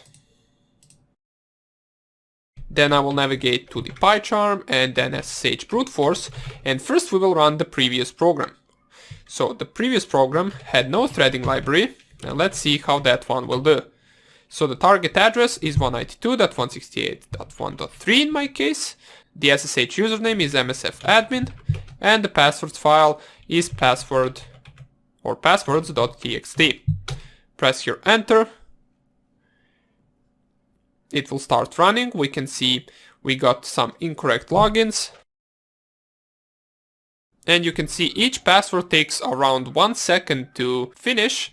Therefore, this is going rather slow. So let's just Control-C this so we don't wait for the correct password. And if we run the second program, which is our threaded brute forcer, and type in the same information, it will start our threaded brute forcer, and you will see that the passwords go a lot faster than before. As you can see, we already managed to cover more than 20 passwords, and here it is. Here is the correct password. And few seconds after that, it closes the program. Now the reason why it goes for few more passwords after finding the correct password is because all of these passwords were separate threads that were ran before this one has finished. Therefore, it had to finish these ones first and then exit the program. And you can see how many passwords we managed to actually cover in just a matter of a second or two, and it also managed to find the correct password.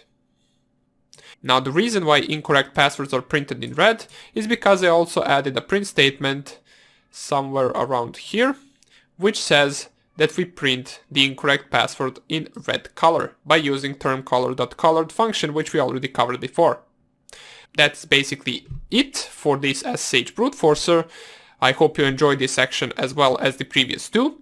And this was also some type of a recap video to this brute forcer. Therefore, we're not going to do a recap video as a next lecture. We're going to go straight into the next project. So hope you enjoyed this one once again, and I will see you in the next tutorial. Bye. Hello everyone, and welcome to our next project, which is going to be a project on ARP spoofing.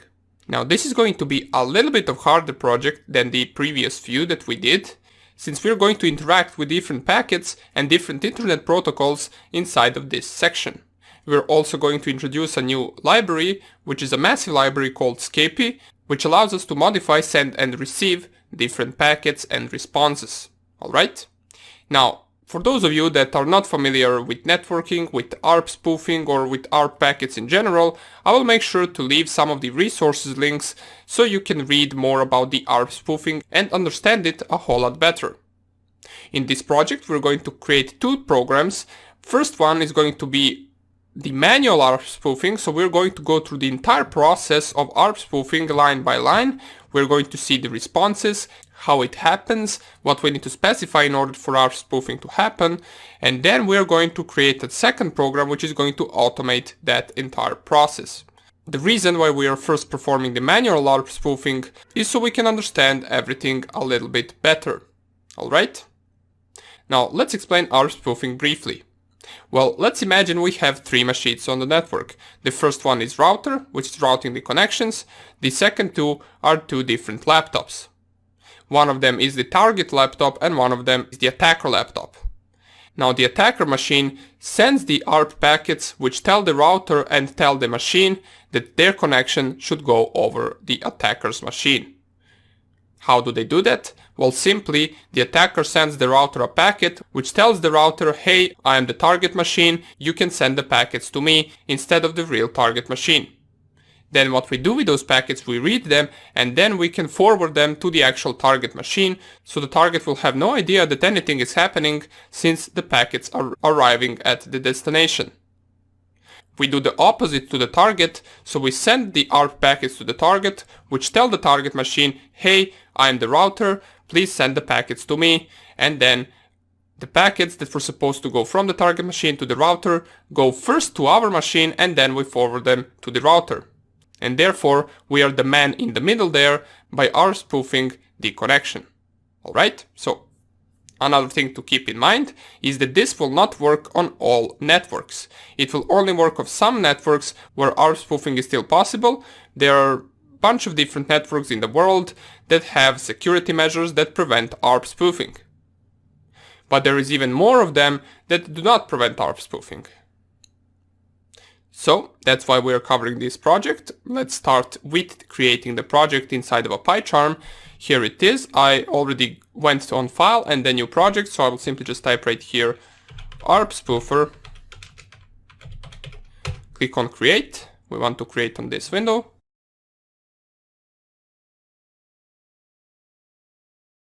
And we're going to start off by importing the libraries that we need. For the first program, which is going to be us going line by line and checking out how ARP spoofing works, we're only going to need one library, and that is going to be the Scapy library. So first of all, I will go right here and click on new Python file, and we will call this first program malicious ARP packet, and we can shorten that by simply typing malarp.py. Simple as that.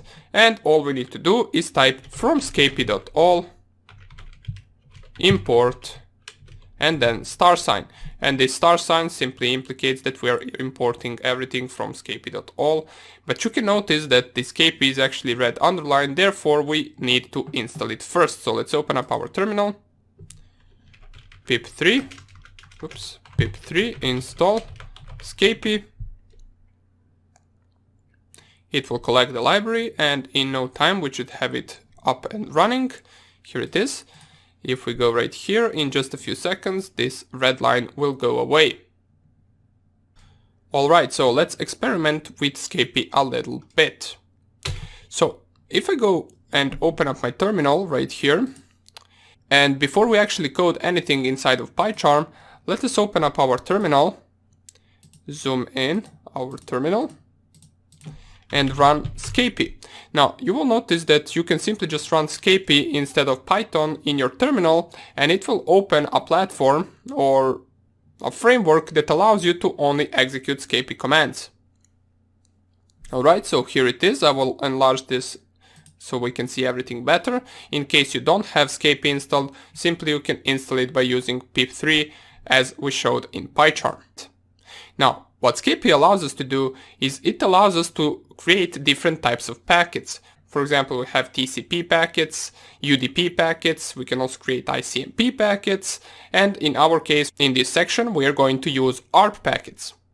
So if I simply just type ls, and in brackets I specify ARP, you will notice that first of all, this ls is the same as the ls command inside of a terminal. It will simply just list all of the different fields that the ARP packet has.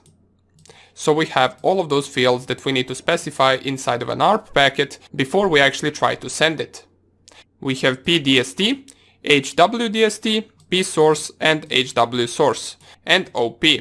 And these 5 fields are the most important to us for this section. This pdst is actually the destination to which we are sending the packet. The hwdst is destination MAC address to which we are sending the packet. The psource is our own IP address, and the hwsource is our own MAC address. The op field is simply set to either 1 or 2.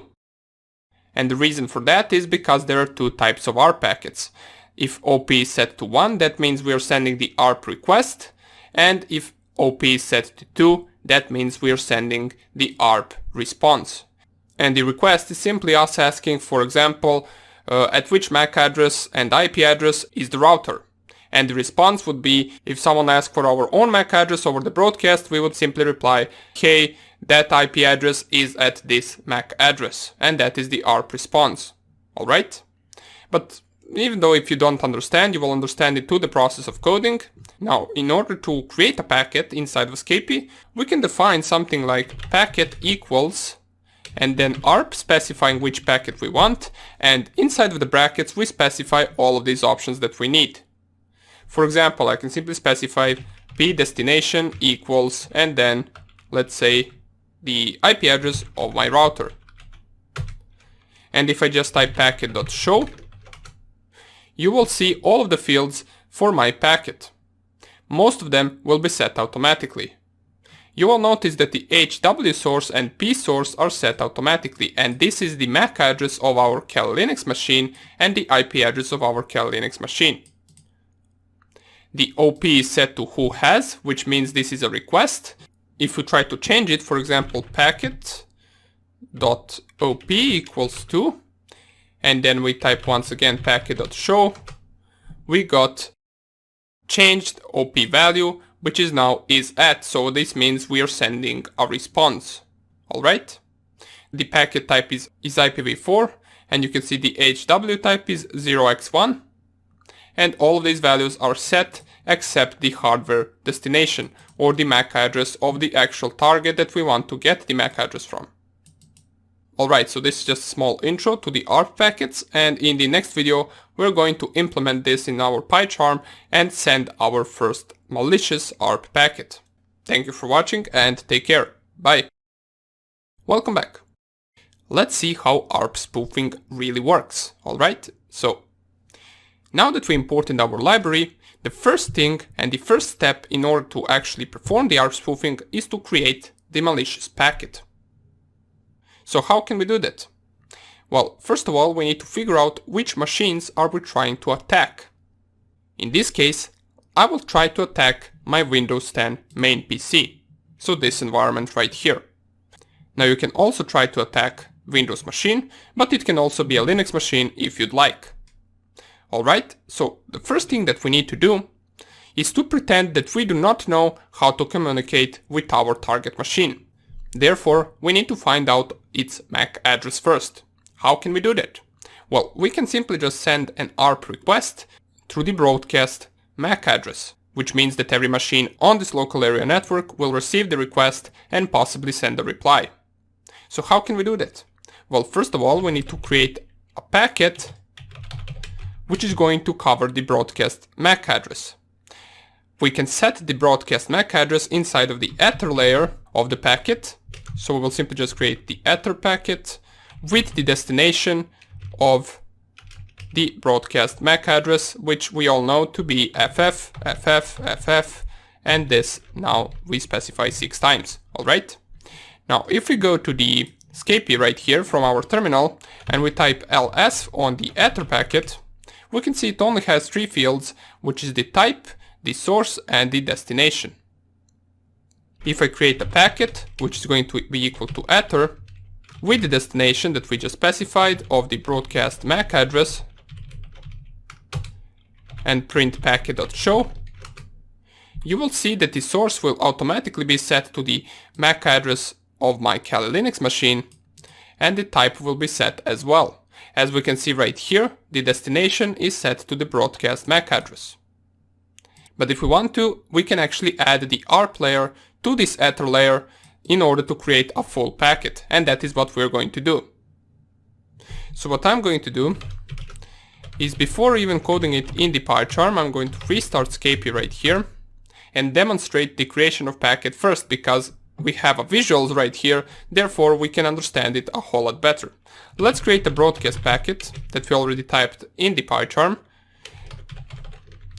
that will have the Ether layer with the destination to be equal to the broadcast, since we are sending out a request to everyone and hopefully getting a reply from someone who knows where our Windows 10 machine is located. Alright? Now, after we do that, we need to also add the ARP layer. So let's just create ARP layer right here to be equal to the ARP. And here all we need to do is specify the IP address of our target machine. So I'm going to check the IP address of my Windows 10 machine right here. by opening up the command prompt and typing ipconfig. Press here enter and we can see that the IP address of my Windows 10 machine is 192.168.1.2. So that is what we need to specify inside of our RPlayer.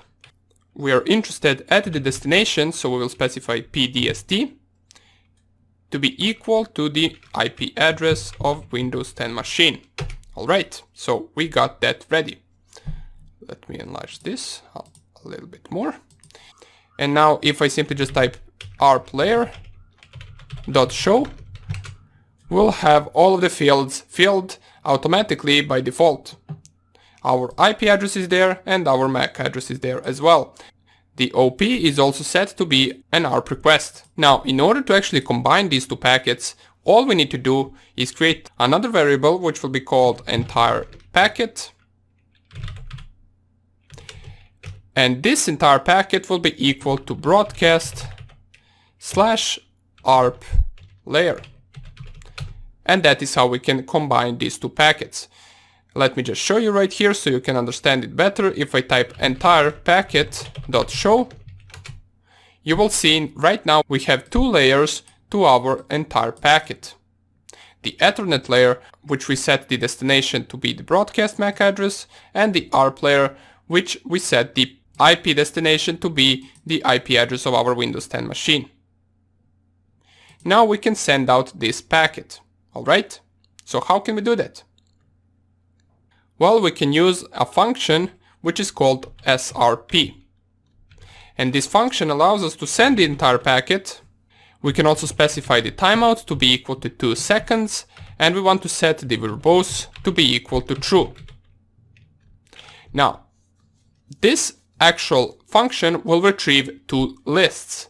The first list will be the answered responses, and the second list would be the unanswered machines. Alright, so in order to actually print that list afterwards, we first of all need to store it, and let's call the variable answer. And since I just mentioned that it retrieves two lists, we want to pick the first list by specifying this 0 inside of square brackets, since the first list are answered responses. If I press here enter, it will tell us that it received 1 packet, got 1 answers, and remaining 0 packets, so everything worked properly. If I type here print answer,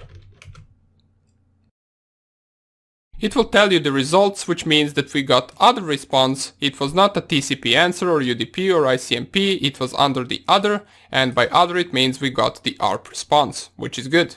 Now in order to print this response, we can simply just type print answer and select the first element, and you will see our packet right here. Now if we take a look at this packet, we will see that this is our own packet that we sent, since we have the Ethernet set for the destination to the broadcast and the ARP layer set to have the IP destination to the Windows 10 machine. And this right here would be the response that we got. As we can see, the destination MAC address is the MAC address of our own Kali Linux machine. The source is the MAC address from our Windows 10 machine, since our Windows 10 machine sent this packet back to us, telling us that this is its own MAC address. We can also see it right here, where the HW source is the MAC address of Windows 10 machine, the P source is the source IP address of Windows 10 machine, and this is where the Windows 10 machine sent the packet to, which is our Kali Linux machine, therefore we received it. Now what we want to get out of this entire packet is this MAC address right here. So how we can do that? Well, we can simply just print, let's print something like this, answer, and since this has a bunch of elements, we will select the first one, which is this, and then we can select the second element under the number 1. If we print it, oh, Python 3 makes no sense. Wait, if I just type print.show, here it is, bound method. We only get the response now, as we can see right here. We no longer get this part. And all we want to select from this response is the HW source.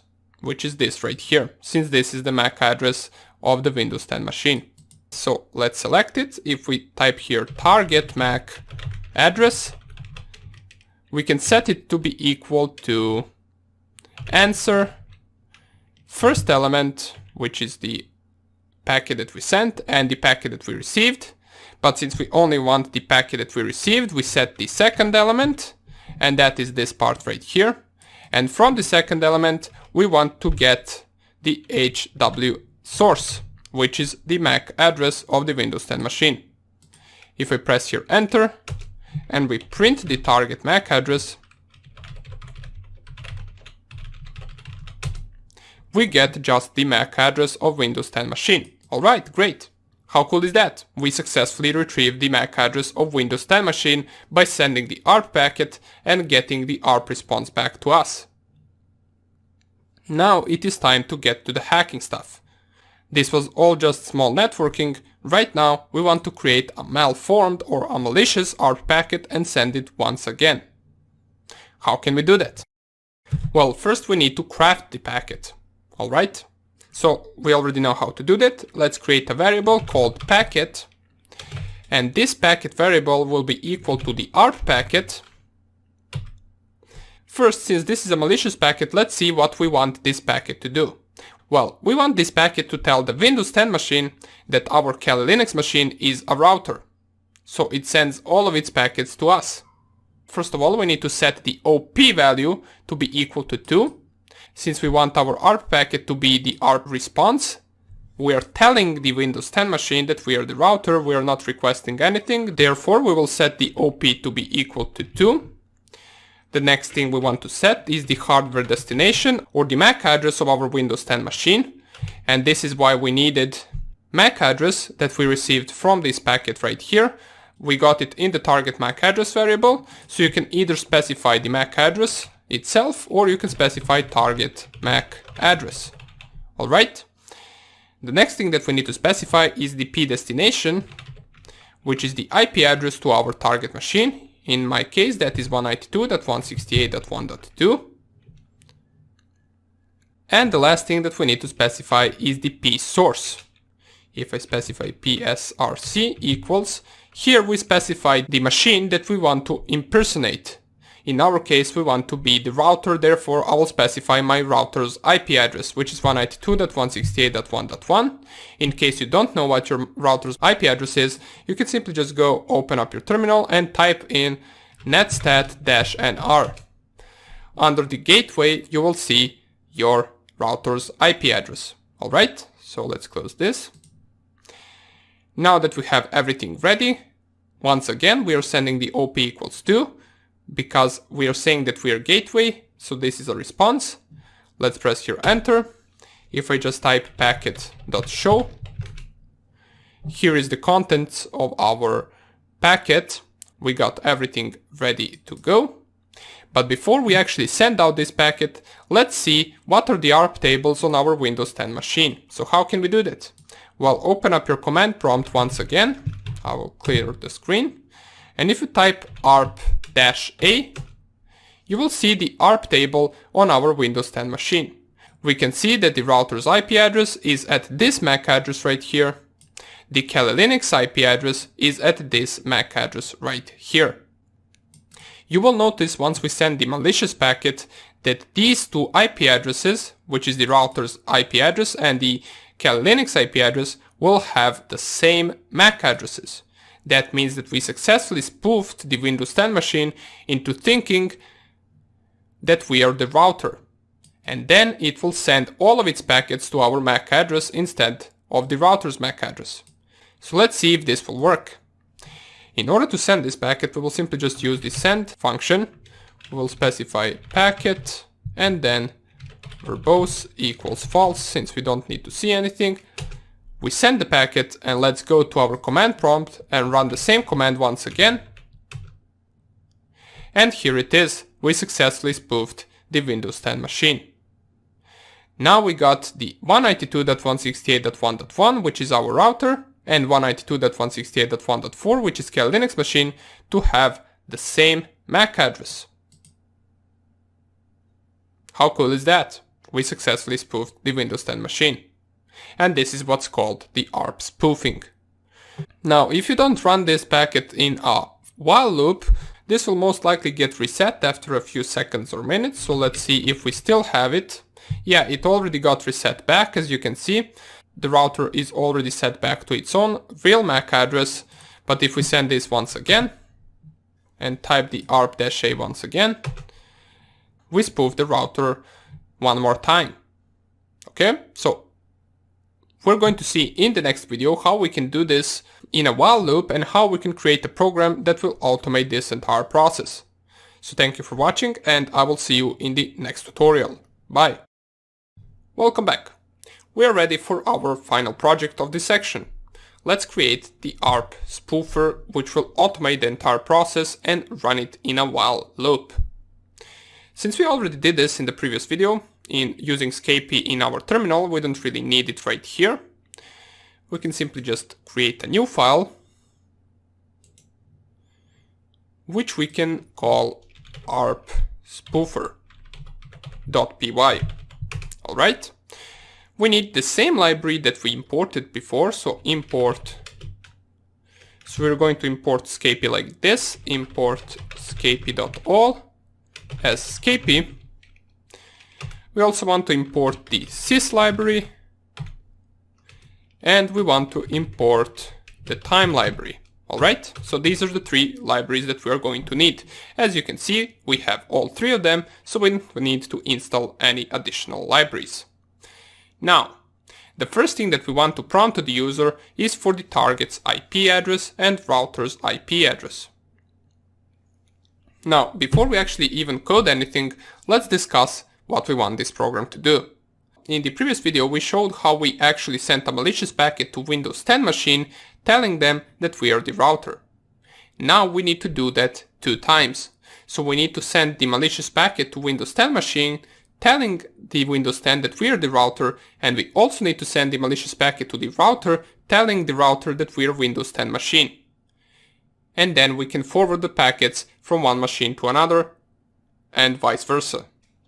If you think about it, it should be rather easy. So let's start with it. We first of all need to prompt the user of this program to specify the target's IP address and the router's IP address. Alright, so let's start with the target IP.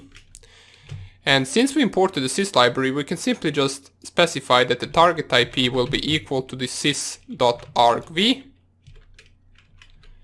which is number 2. And this basically means that we are going to read the target's IP and the router's IP from the command line once the user of this program runs it.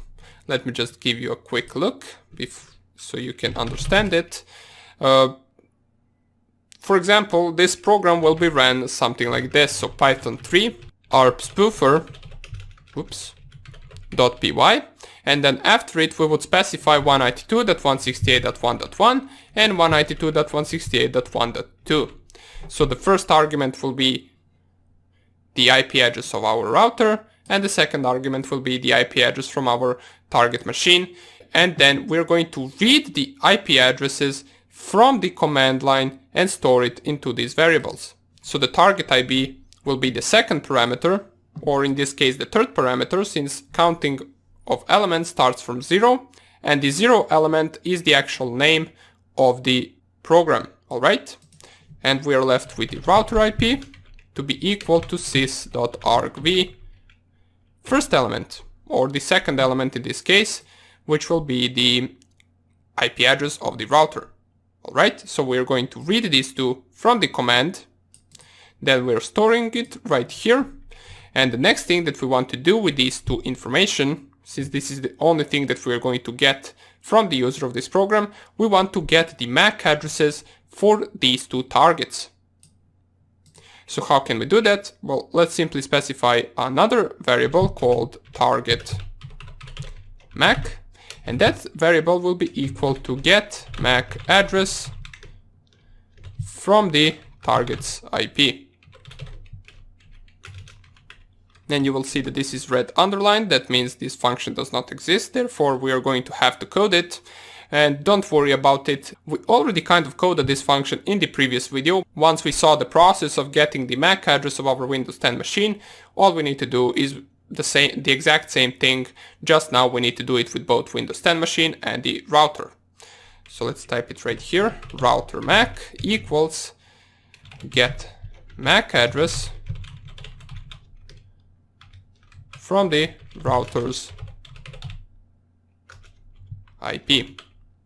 And we need to make sure that all of these variables are strings as we're going to use them, so we're just going to wrap them just in case inside of a string function. Alright, so string. We also want to make sure that the IP addresses are strings. Just in case, let's wrap this so we have everything set to go. Now what we need to do is we need to code the get MAC address function. So let's code it right here. Let's define it first, so define get MAC address. Now let's lower this in for just a second so we can see the program better. And since we already noticed right here, this function will take a parameter, the IP address. Whether it is the IP address of the target or the router, it doesn't matter, the function will perform the same. So if we remember from the previous video, what we first did is we created the broadcast layer that will be equal to scapy.ether with the destination to the broadcast MAC address. Alright, so this is the first layer, and the second layer, you already know, is the ARP layer. This will be equal to scapy.arp, and the p destination has to be set to the IP address of this actual function. So in this case, it will be the target's IP, and in this case, the router's IP. Basically, once again, we are sending the broadcast MAC address, so we're sending to the entire network, asking what is the MAC address of this IP address right here. Alright, we already know that the other fields of the ARP packet will get filled automatically, so we don't need to specify them. By default, if you remember, the OP parameter of this ARP packet will be set to 1, which means it is by default a request, so we don't have to set that as well. And right now, let's create a packet, a final packet, which we can call get MAC packet. Just so we can understand everything better once we read the program code. And this get MAC packet will be the broadcast layer / ARP layer. Alright, all we are left to do is send this packet and retrieve the MAC address. If you remember, we will store this inside of our answer variable, and then we will perform the srp function, which sends and retrieves the response. We will perform that on the get MAC packet with the timeout of 2 seconds. We want to set the verbose to be equal to false. And we want to grab the first element of this list, which is going to be the list with answers. Alright, and then from that list with answers, we want to return the MAC address of the specified target. So we're returning the answer. This answer variable will also have a bunch of lists, so we need to set right here that we want the first list. Then from that first list, we want the response, which is going to have the MAC address of the target, and therefore we want to get it with HWSRC. So we are returning the MAC address of the target machine. Alright, so before we continue anything, let's see whether this works.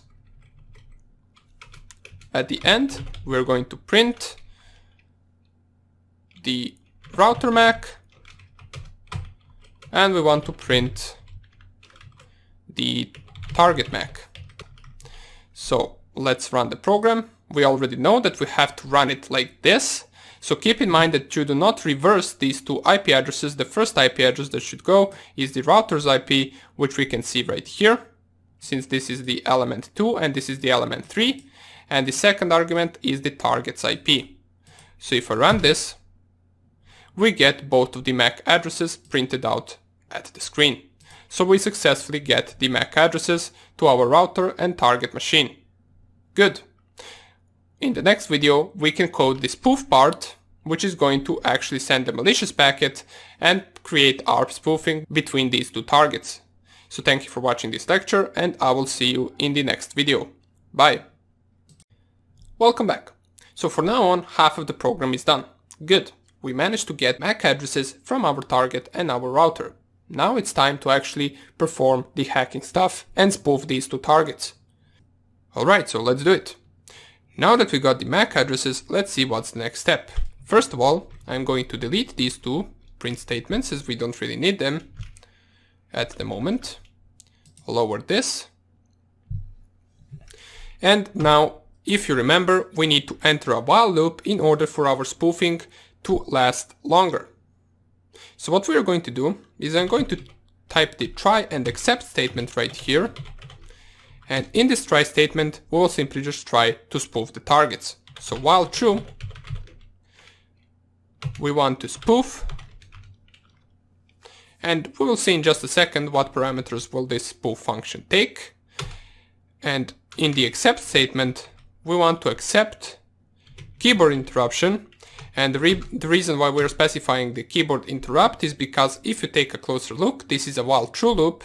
And while true loop are infinite loops, that means this will spoof for the infinite amount of time. Therefore, we want to make sure that at any time that we want to stop the program, we'll simply just keyboard interrupt and it will close the spoofing. So we will print right here, closing ARP spoofer, and then we can simply exit the program. Alright? So, now let's get back to this spoof function. It is red underlined, of course, because it doesn't exist, therefore we will have to code it. But before we do that, let's take a look at what parameters this function should take. Well, it actually has to take all of these 4 parameters right here, since we want to spoof both of the targets, and for each of the target we need its own MAC address and its own IP address. Therefore, we need to send all of these 4 variables into this spoof function. Let's keep a track of in which order we are sending them. So we're first of all going to send router IP, then we will send target IP, then we will send router MAC, and the last thing we need to send is the target MAC.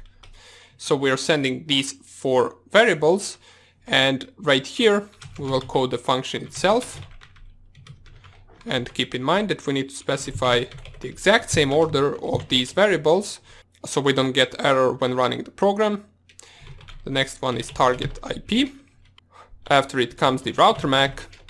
And lastly, the target MAC. Here it is. Now let's see what we need to code right here. In the first video of this section, once we created the first malicious packet, we created it using an OP equals 2, which is a response, which is good. It should be like that. And we're going to do the same thing right here. Just right now, instead of 1 packet, we're going to create 2 packets. One will be sent to the router and the other one will be sent to the Windows 10 machine, spoofing them both at the same time.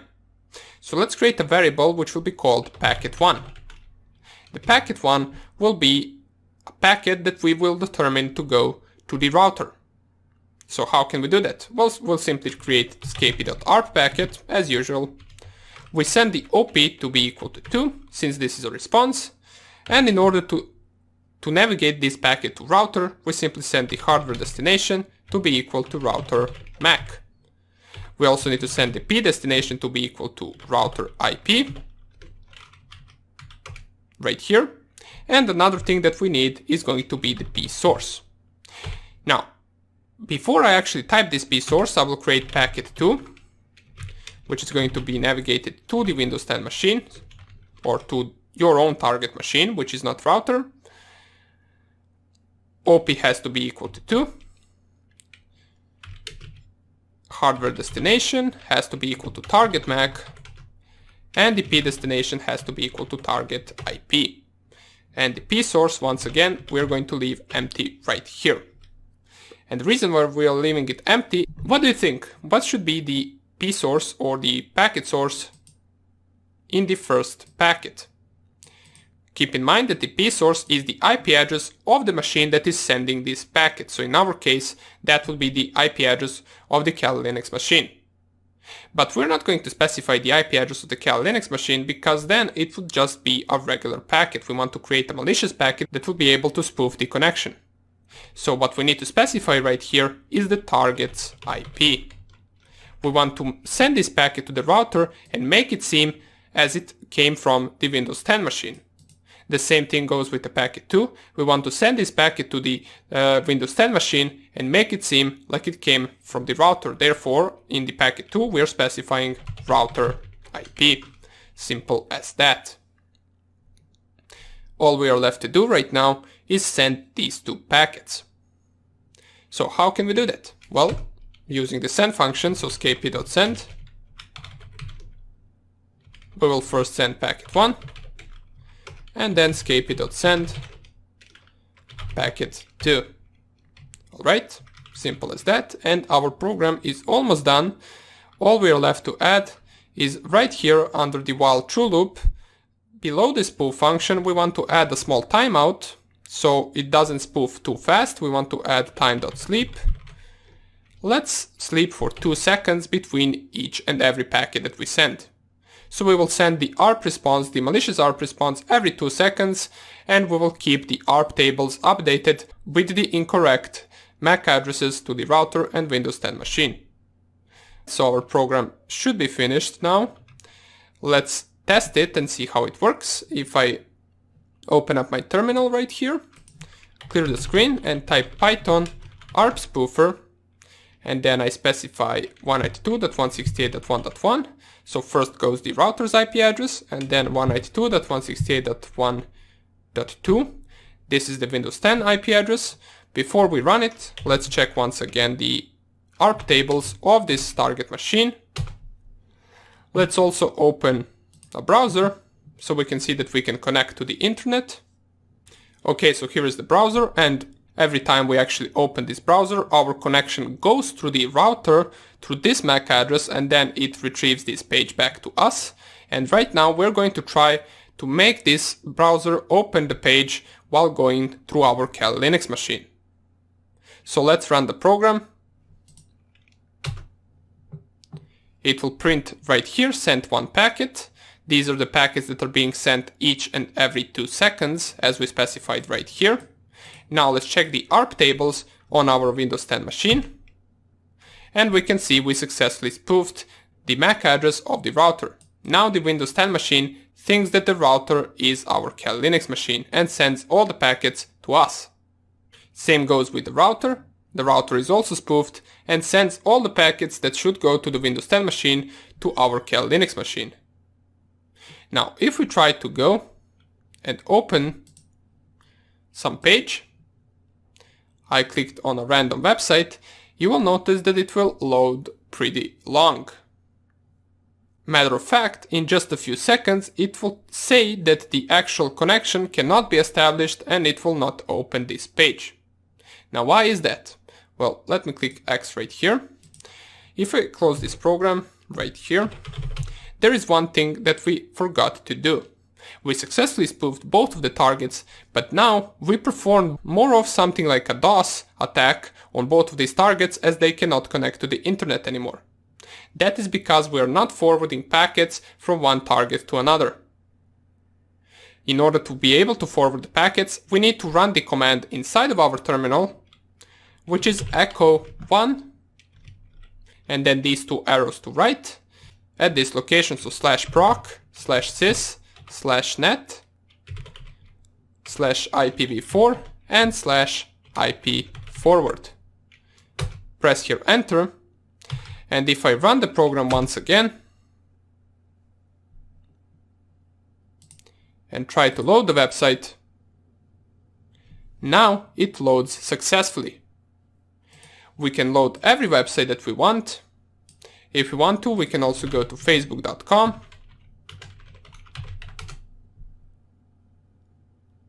It will load all the pages without any problem, and on the Windows 10 machine you will not notice anything out of order. You will most likely never know that you have been ARP spoofed and that someone can read all of your information.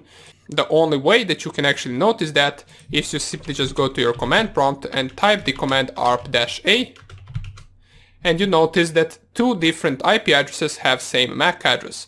This is a good indication that at the moment you are being ARP spoofed. Alright, so we can see our ARP spoofer works correctly.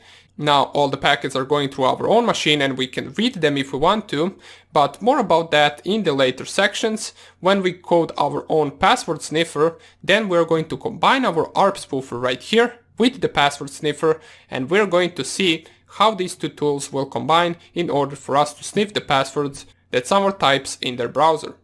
Alright, so that would be about it for this section. In the next video, of course, we are going to perform a small recap onto this program and then we will proceed to the next project. Thank you for watching and take care. Bye. Welcome back. And before we finish off with this section, let us do a recap on our ARP spoofer. So we will start off from the beginning of the program. We first prompt the user for the target IP and the router IP, which they provide us with the command itself. So the command goes Python 3 ARP spoofer, then the IP address of the router, and then the IP address of the target machine. Then with this information that we gather from the command itself, we proceed to perform our own function, which is get MAC address function, using this information to get the target MAC address and the router MAC address. So we use this function right here, which is get MAC address. We craft our own packet that will consist of the broadcast layer, which will be the Ethernet layer containing the broadcast MAC address as the destination. The second layer will be the ARP layer, which will contain the IP address of the target machine as the destination IP.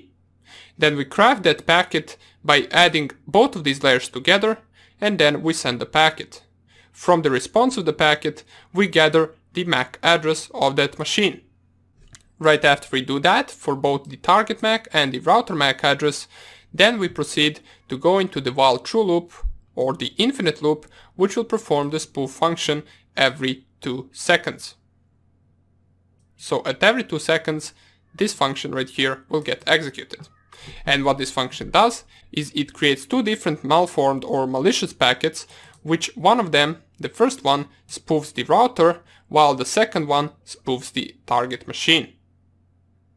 Then we send both of these packets and we perform that action every 2 seconds. In case we want to close the program, we simply just keyboard interrupt it and it will exit the program. So we tested it in the previous video, therefore there is no really need to test it right now, and that is the entire ARP spoofer. Now keep in mind that you should not delete this program, as we are going to use it throughout the course in order to show you what is the real power of this ARP spoofer once we get to the password sniffers, the password crackers, and so on and so on. For now on, let it just be there and wait for us as a project in the PyCharm, and then we're going to get back to it as soon as we need it again. Alright, so that would be about all for this section. I hope you enjoyed it and I will see you in the next project. Bye! Hello everyone and welcome to the Password Sniffer project. Since we finished our ARP spoofer, the best idea would be to continue with a project that we can combine with our ARP spoofer in order to be able to do a complete attack. We already know that our ARP spoofer can create man in the middle, that allows us to sniff the packets from the target machine that we specify, and right now we need a password sniffer that will be able to extract usernames and passwords from all the packets that flow by. Therefore, let's get this going, hopefully you're excited, and let's create a new project. Go on File, New Project, and Password Sniffer. Let's call it like that. We want to create it in a separate window. Creating the virtual environment as usual, and for this project we're going to use some libraries that we haven't encountered before. So let's import them straight away. We're going to create our file, new Python file, and let's call it pass-sniffer.py. Simple as that. We're going to need the Escapee library, which we used before, so nothing really to explain right here. And we will also need the URL lib library.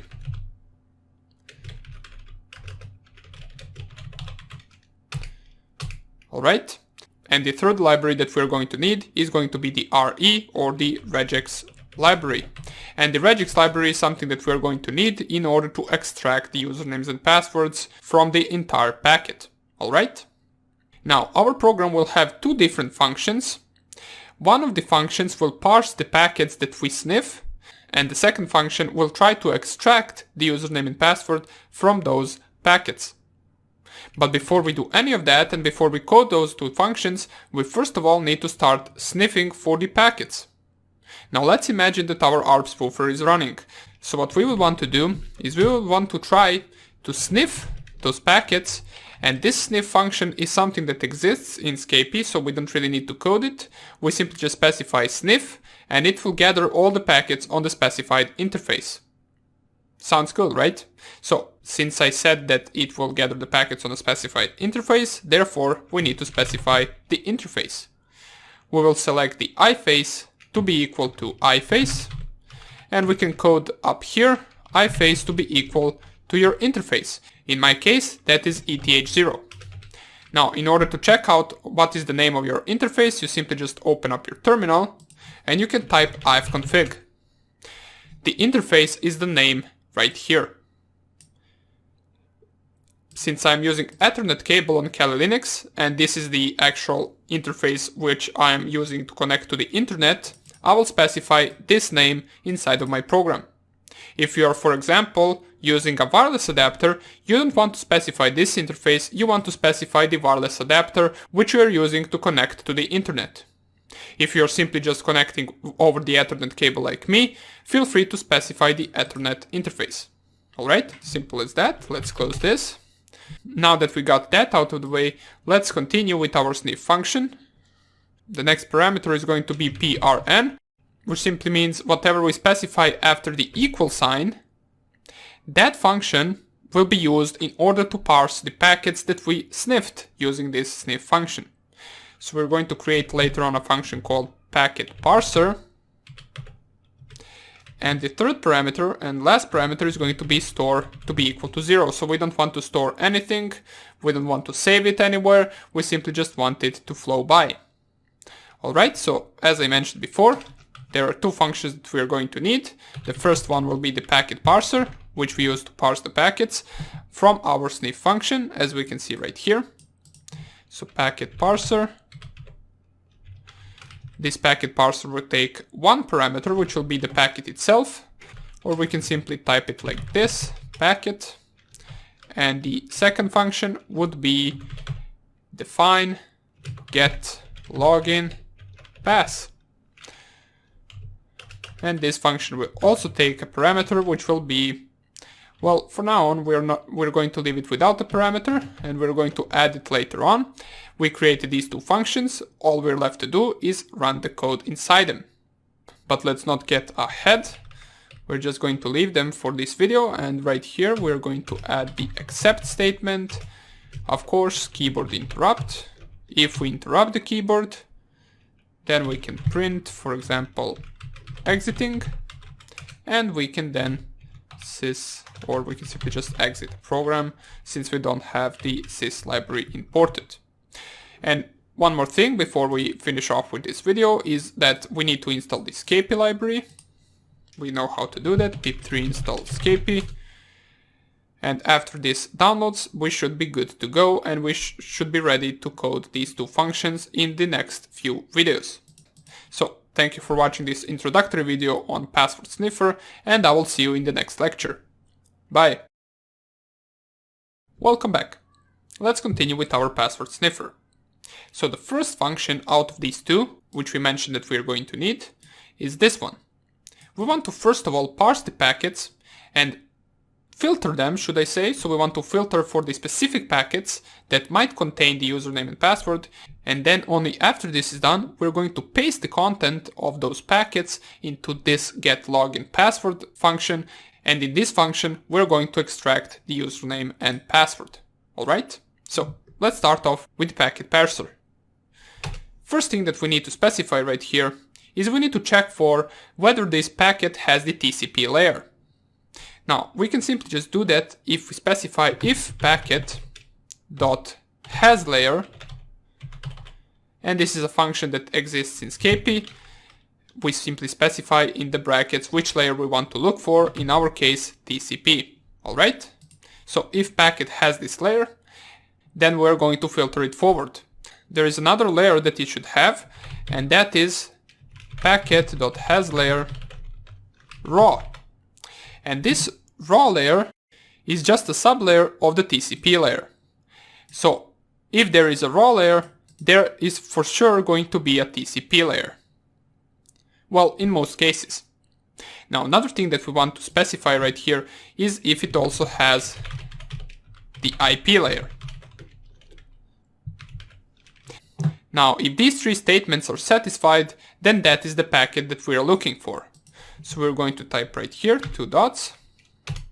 And you might notice that right here, these names are red underlined. Well, some of them. Don't worry about that, we're going to worry about that later on. It will most likely even work without us having to fix anything right here, and that is just some problem with the PyCharm itself. So no need to worry about that at the moment. If there is anything that we need to fix later on, we are going to fix it, alright? So now that we got this statement right here, if that statement is fulfilled, what we want to do is we want to extract the body of the packet. Since in the body of the packet there is going to be all the information that we are looking for, such as usernames and passwords. How can we do that? Well, we can simply just specify a variable which will be called body, and that variable will be equal to the string of the packet TCP part. So we select it like this in the square brackets, and then we want to select .payload. Alright, so we're selecting the packet, taking the TCP part, and inside of the payload of the TCP layer, there is going to be a username and password in case the target tried to log in to some page. Now what we want to do is we want to send this body to our second function, which is going to be getLoginPass. So let's call the function getLogin_pass, and we will pass the body straight to that function. So let's go over this once again.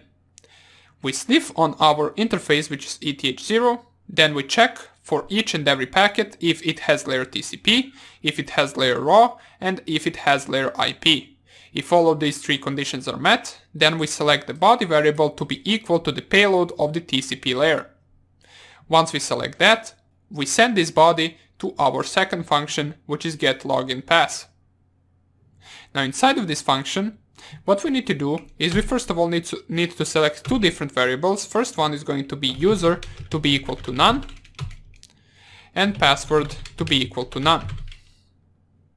Now none simply means that we do not have any value at the moment inside of these two variables, and hopefully at the end of this function we should have the username and password stored right here.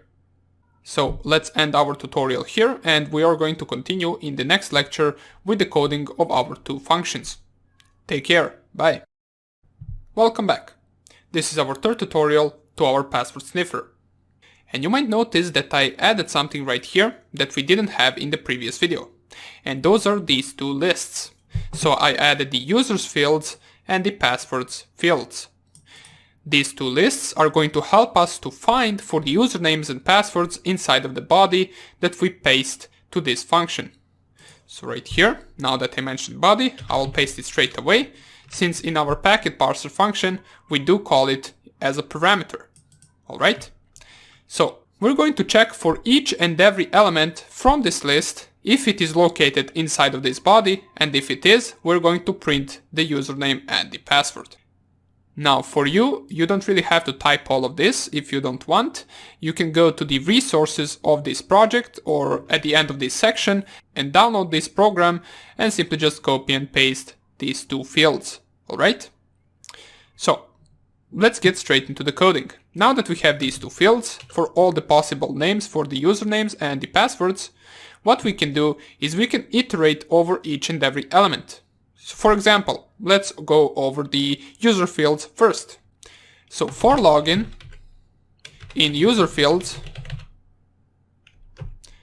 we can simply just do, what we're going to do right here is we're going to use regex in order to extract the user names. Now, I will first type it right here and then I will explain it to you. So I'll create a variable called login_re, standing for regex. And I'm going to call the regex library with the search function. In that function, I'm going to specify the pattern which will be %s equals open square brackets, close square brackets, upper sign, then this sign right here, not really sure how it is called, and then at the end we specify a plus. Okay, so this is our pattern, and wait for just a second, I will explain it. We then type %login, and then comma body, and then comma re.ignore case. Okay, so before we continue, I need to explain this line a little bit better. So what we're doing right here is we're creating login.re object. Now we're calling the re library, which is the regex library, and on this library we are calling the search function. What this search function does is it takes a pattern that we specify, which is this right here. And to explain this pattern you really need to know regex, so if you do know it, that's great. If you don't know it, well then I will leave some resources in the description so you can get more familiar with regex and its patterns. What basically this is the pattern which we are going to use in order to try to get the usernames. The second parameter to this function is the body, and body simply means where are we going to search for the username, so we're searching the usernames in body, and the last parameter, which is ignore case, simply means that we don't care about the uppercase and lowercase letters. Okay? Now this pattern right here, this %s, since that is the first thing, will get replaced with the login. And keep in mind, the login is the iterable and it will be each and every of these elements. So for this example, let's take this element. What we're looking for is something like username equals, and then something right here. This pattern simply specifies something like this. If we find this inside of a body, that means that we successfully found the username, and we're going to print this to the screen. Okay, so let's delete this. Now that we got that out of the way, we now need to check whether there is anything stored inside of this login. Since if there is, that means we found the username, so if login underscore re, then our user variable, which we created at the beginning of the program and set the value of none to it, is going to be equal to login underscore re dot group. And group are just the results that we got from this function right here. Therefore, it will simply just store the username inside of this variable. Alright, so the same thing we need to perform for the passwords as well. So let's go right here for pass field. In pass fields, we're going to create an object once again called pass underscore re, and we perform the exact same thing. So I'm going to copy this so we don't have to type it twice and paste it right here. Well, not there, we don't want it there, we want it here. Okay, good. Now the pattern right here will remain the same as for the usernames, just in our case what we're searching for is something like this: password equals and then random password. Okay, so let's delete this, and in order to actually search for a password we need to replace this login with pass field, since we are iterating right now over the second list, which is the possible names for the password field. Okay, all of this will remain the same, and now we need to check whether we got this. So if pass underscore re, then we're going to store in our passwd variable, which is once again at the beginning of this function, and set to none, we will store pass underscore re dot group. Okay, good. And now at the end we need to return these two values, so we will specify if user and password, we will return both username and password. Alright, so this is the entire getLoginPass function, and now we are ready to go back to our packet parser function. Now before we close this video, I'm going to just select the username, password to be equal to getLoginPass with the body as a parameter. Since we are returning the two values from this function, therefore we need to set those two values inside of these two values. User will be set inside of a username and password will be set inside of a password. So in the next video we're going to wrap up our program and we're going to go for a first test of it. Alright, so thank you for watching this tutorial and I will see you in the next lecture. Bye! Welcome back. So we've had quite a tough task in the previous few videos, but we managed to get it all to work. Now it's time to wrap up our program and run it for a first test. So what we did for now is we returned the username and password, extracted it from the body and stored it in these two variables. Now what we need to do is we need to print these two variables as a result. So right here, after this, we need to check whether username and password is not equal to none.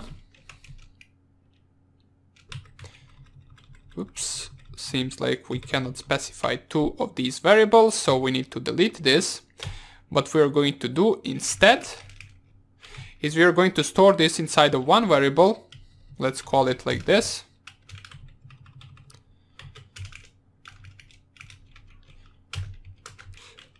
Now the reason why we are storing it in one variable is because we can use one if statement later on.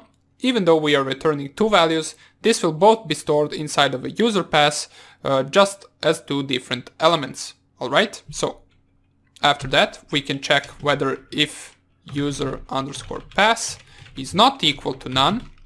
And what this simply means, since we set the user and pass to be equal to none, if we don't manage to find any username and password, these two values will remain none and they will be returned as none at the end of the function.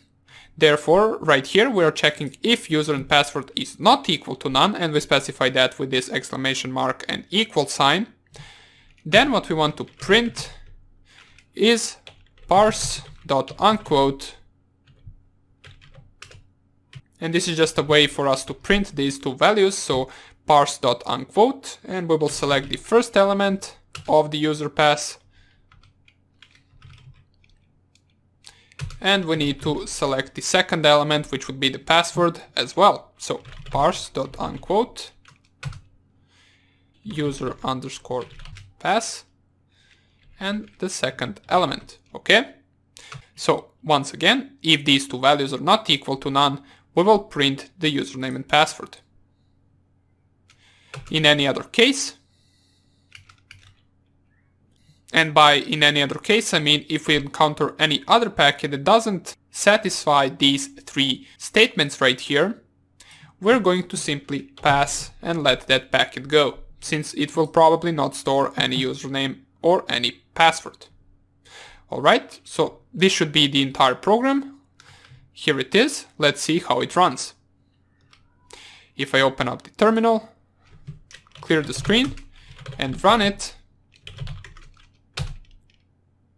you will see it did run successfully. We don't see anything right here, nothing is being printed. So let's check out whether we can get something to print right here. If we open up our Firefox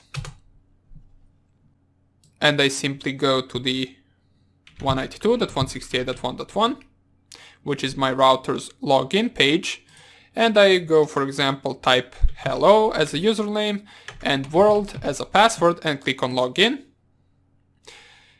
you will see right here we do get both username and password. Now the password is encrypted, but that is because of my router security. Therefore, our program successfully works. We do manage to get the username and password. Now let's see on another website as well. Let's go to our good old testphp.phoneweb.com.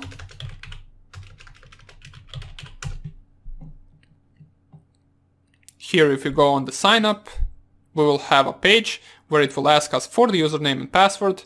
So let's type the username and password right here. Let's go once again with hello and then world.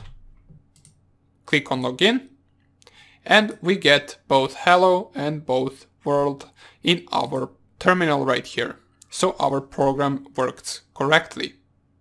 Now, in case you also want to get from which website are these usernames and passwords coming from, which would be a good idea, all you need to do is go down in our packet parser function And if the packet has these three statements fulfilled, we also want to print packet TCP and then dot payload. Alright, so let's go and run it once again. And go to Firefox and type...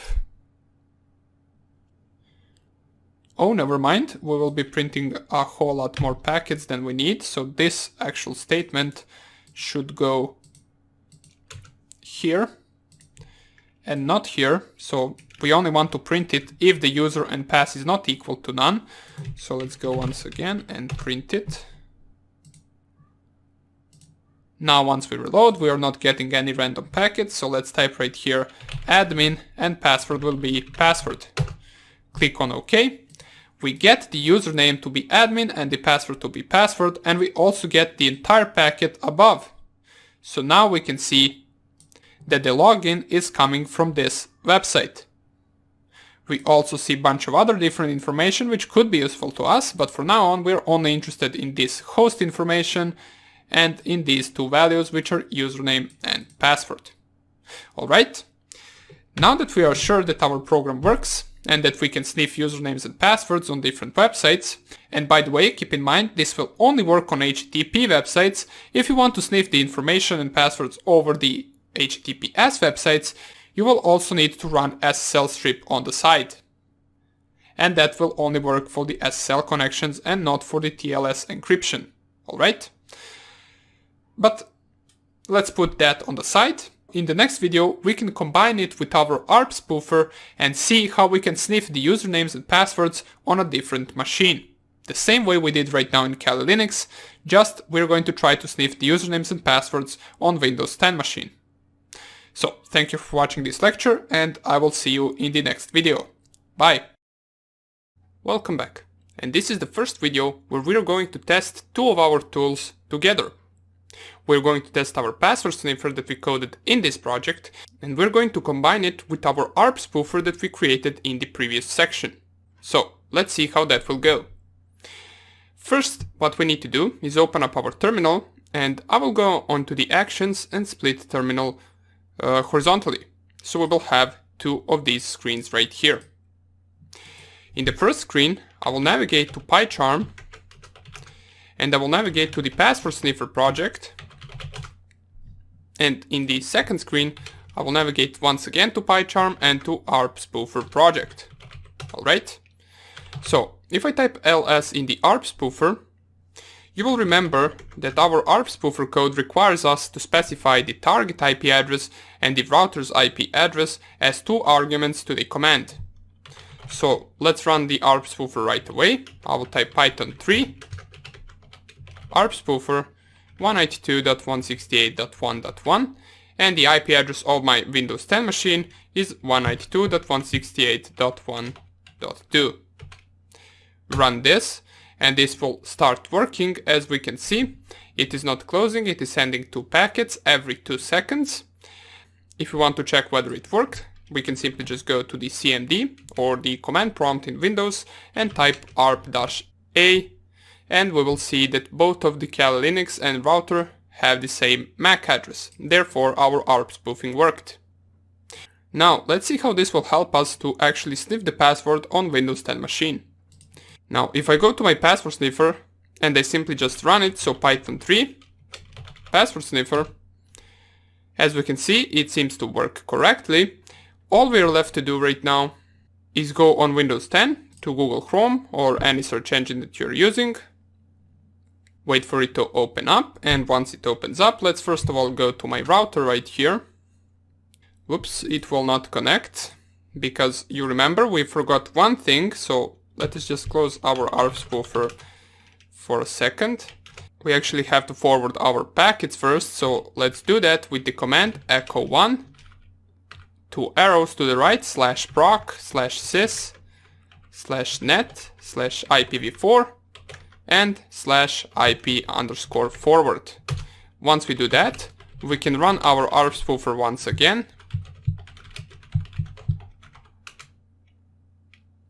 Okay, so it is working. Let's go back to our page and try to reload it. Here it is. And if we type some random username, such as for example admin, and password to be password, press on login, and go back to our Kali Linux machine, we will get the full packet printed out right here. Here is the username, and the password due to security measures is actually set to be encrypted, and we can also see the actual host or the website to which these two fields have been specified, and in this case it is 192.168.1.1 or our router. Now if we go on to the different website, which is testphp.vulnweb.com, and we go to the sign up, specify right here admin and then password, click on login, go back to our Kali Linux machine, we will also get that packet as well. Okay, so here it is, username is admin, password is password, in plain text we can see it right here, and we can also see where are these fields specified. In our case, they're specified on this website right here. Alright, so our password sniffer works. We combined our two tools, our password sniffer and our ARP spoofer, in order to sniff the passwords from the HTTP websites on the different machines on our local network. Now, if you want to do this on multiple targets at once, you can either just upgrade our ARP spoofer to be able to spoof every machine on the local area network, or you can use a different tool with combination with our password sniffer. So you can use a tool called, for example, MITMF, not really sure if it is installed right here. Yeah, you can also use the MITM proxy, but I would advise you to go onto the Firefox. If you want to use the real man in the middle and ARP spoofing tool, that comes with a bunch of different options that will help you fully execute your attack, you simply just go and download a tool called MITMF. You would simply just click on this first link, go all the way down, you would clone this page with git clone, then you can go to the installation instructions right here and follow these instructions and these commands in order to install MITMF properly. Once you do that, you can simply just use that tool to perform ARP spoofing and use our password sniffer in order to sniff passwords on every machine on local area network. Okay, so that would be about it for this section. We successfully saw how we can combine these two tools, and in the next project we're also going to see another tool that we will create that you can either combine with ARP spoofer if you like, or you can simply just use it on your own with another tool perhaps such as MITMF, or with any other tool that performs man-in-the-middle attack as well. Okay, so thank you for watching this section, and I will see you in the next project. Bye!